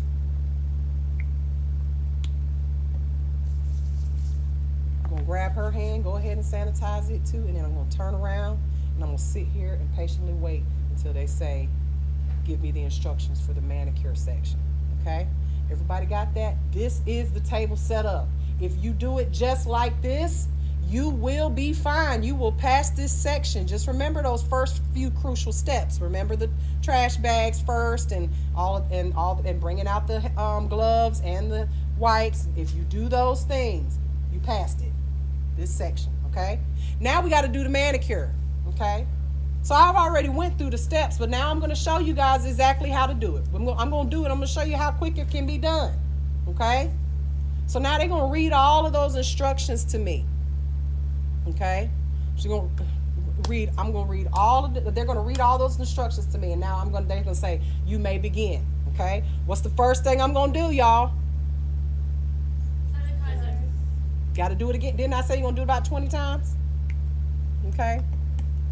Sanitize your hands. Sanitize her hands. Okay. We're going to turn her around.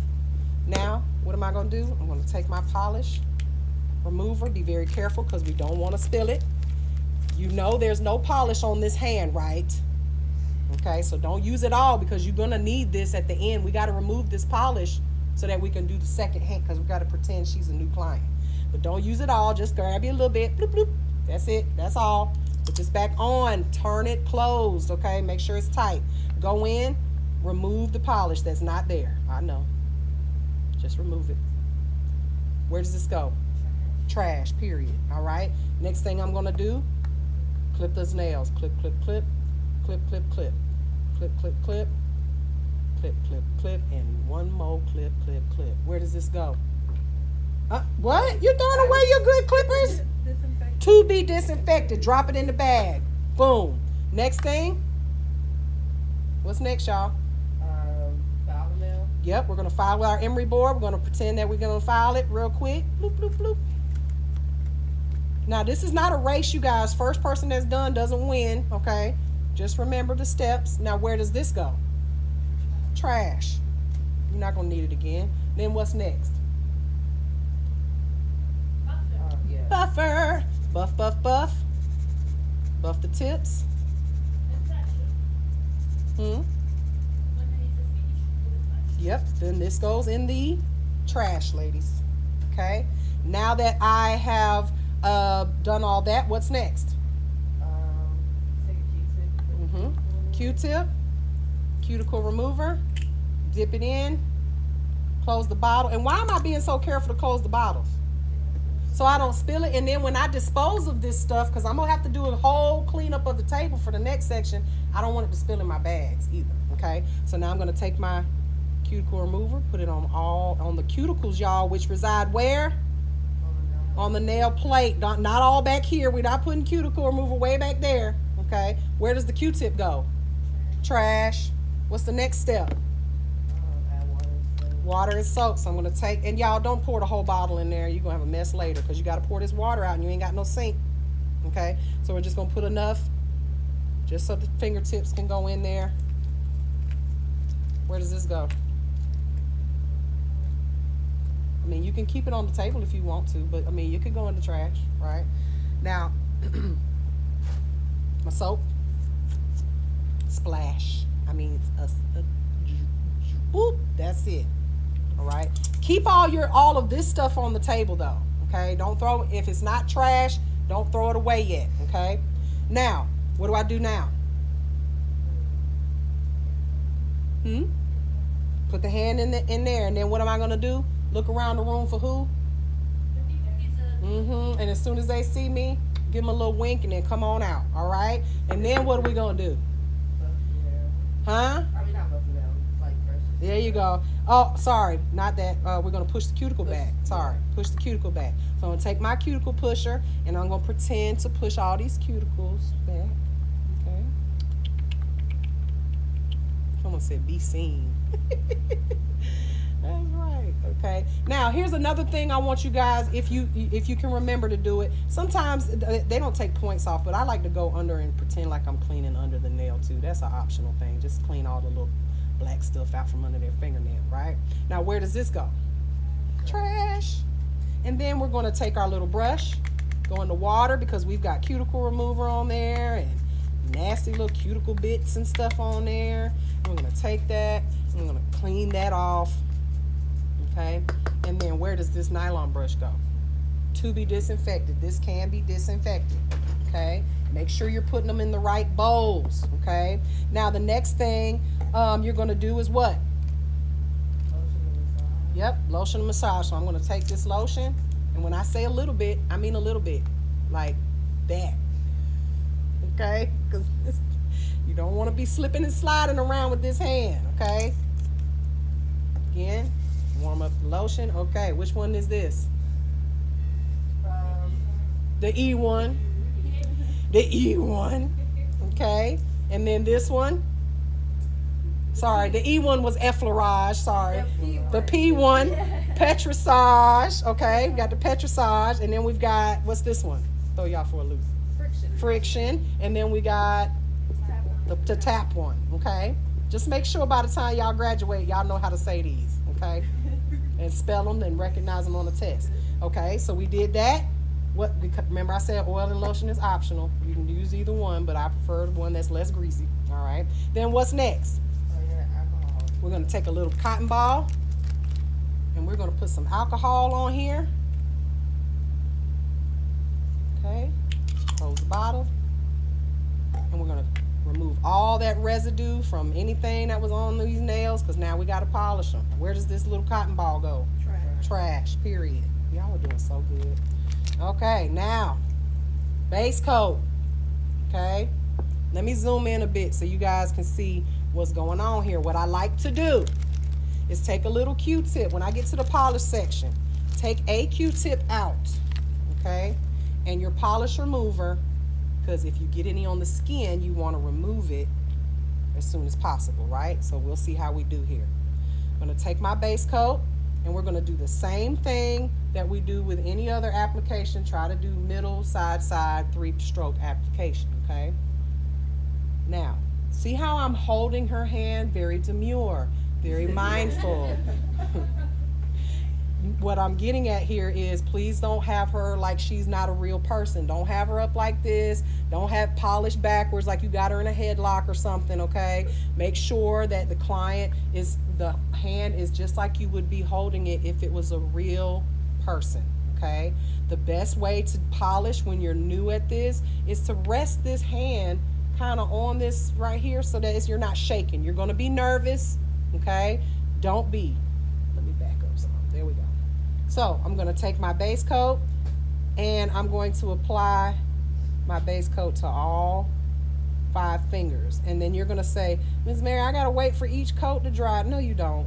This is not a real person. She's not about to leave and go to the store or nothing like that. We're trying to get this done fast or in that 20 minutes because you have 20 minutes to do this. By 10 minutes, you ought to be done. Okay?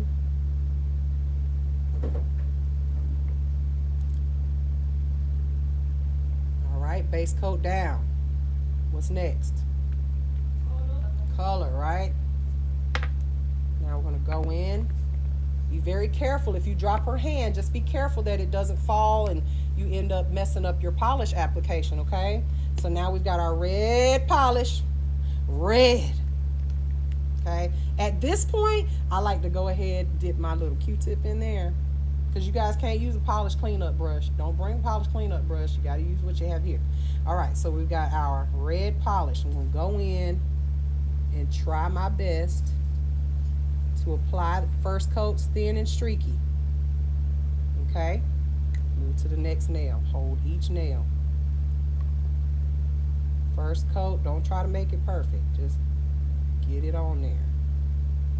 If you get it on the skin, like that little spot right there, get it while it's wet. Don't wait to the end to get it off. It will be difficult. Okay? It is plastic on plastic here.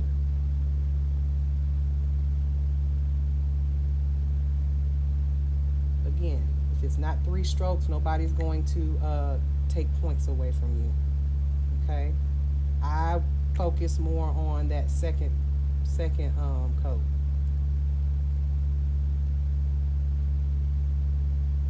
Okay? And then thumb. All right?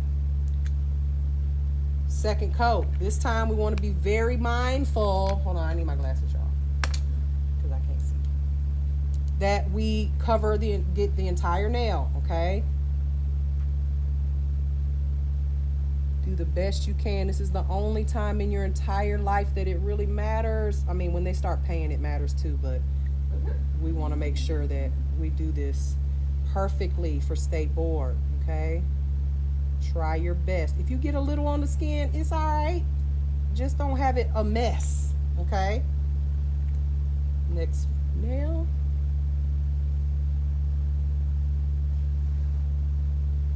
Y'all getting it? This isn't hard. Is this hard? Please, y'all, don't overthink it, okay? Just do everything that I've told you guys and you will be fine. Because you still got a whole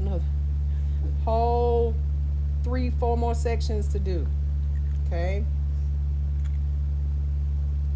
And you will be so surprised what will pass the state board. When you guys go to state board, you're like, Miss Mary, I don't know how these girls passed, but they passed. Polish was all over the place. They know you're new. They know you haven't done this before. Like, you're not a professional. You're just tapping into 600 hours of your career. It takes 10,000 hours to become a master of any skill.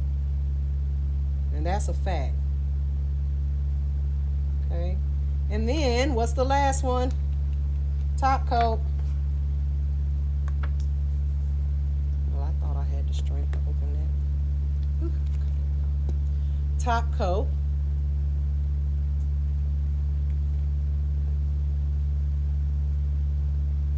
Float it on. Don't worry about it being a little bit wet, okay? Just float that top coat on so that it doesn't drag and ruin your polish application.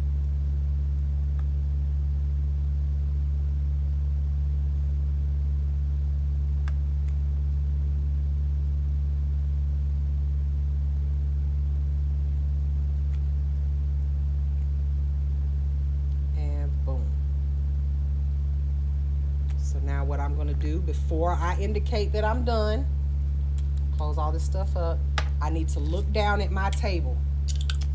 And if there is trash on my table, where does it need to go? In the trash. Boom. So that means this goes in the trash.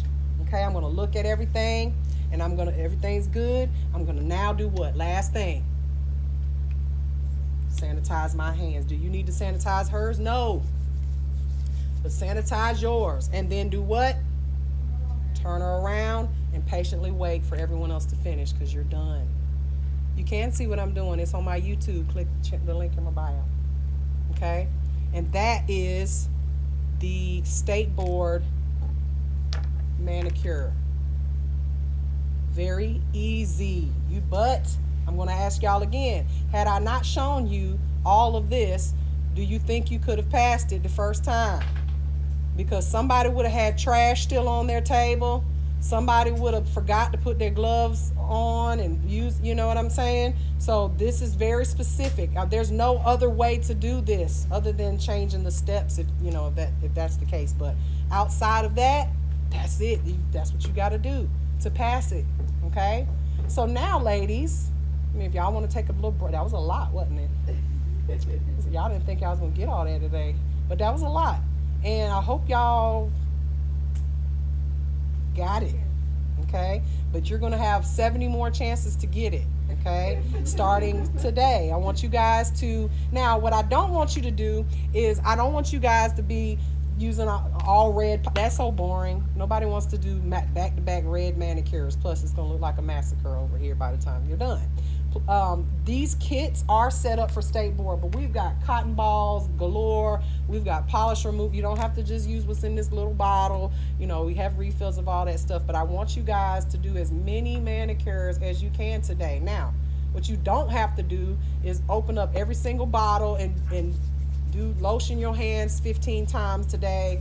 You don't have to, you know, but I want you to do every single step and polish the nails and then remove it and do it again. Okay, have your stuff lined up.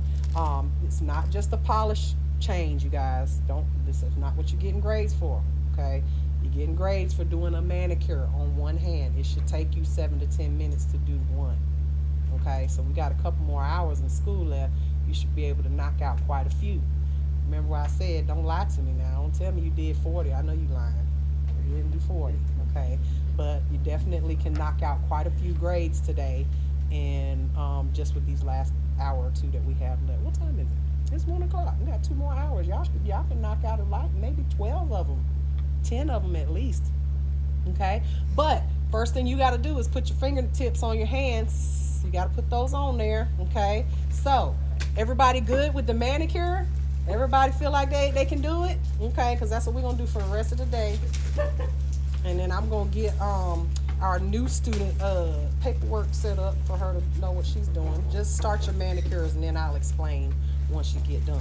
Okay, now these towels, I know they're brand new. You think they're yours? They're not. Just when you're done with them at the end of the day, we're gonna throw them in the dirty linens. I like to refresh the towels when we get new students, so that way, because the old ones get all messed up. But that's all what we're gonna do. Okay. If you have questions about anything, let me know. You guys should. If I don't know what happened to our glue scissors, I think they're up there on the front. But to open up you guys' glue, we'll have to look and see. But anyway, you know, I wasn't paying no attention to this TikTok. I saw we had some polls on there. That's why I was ignoring y'all. Oh, here's this.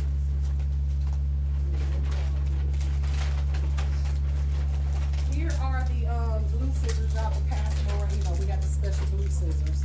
Y'all can pass them around.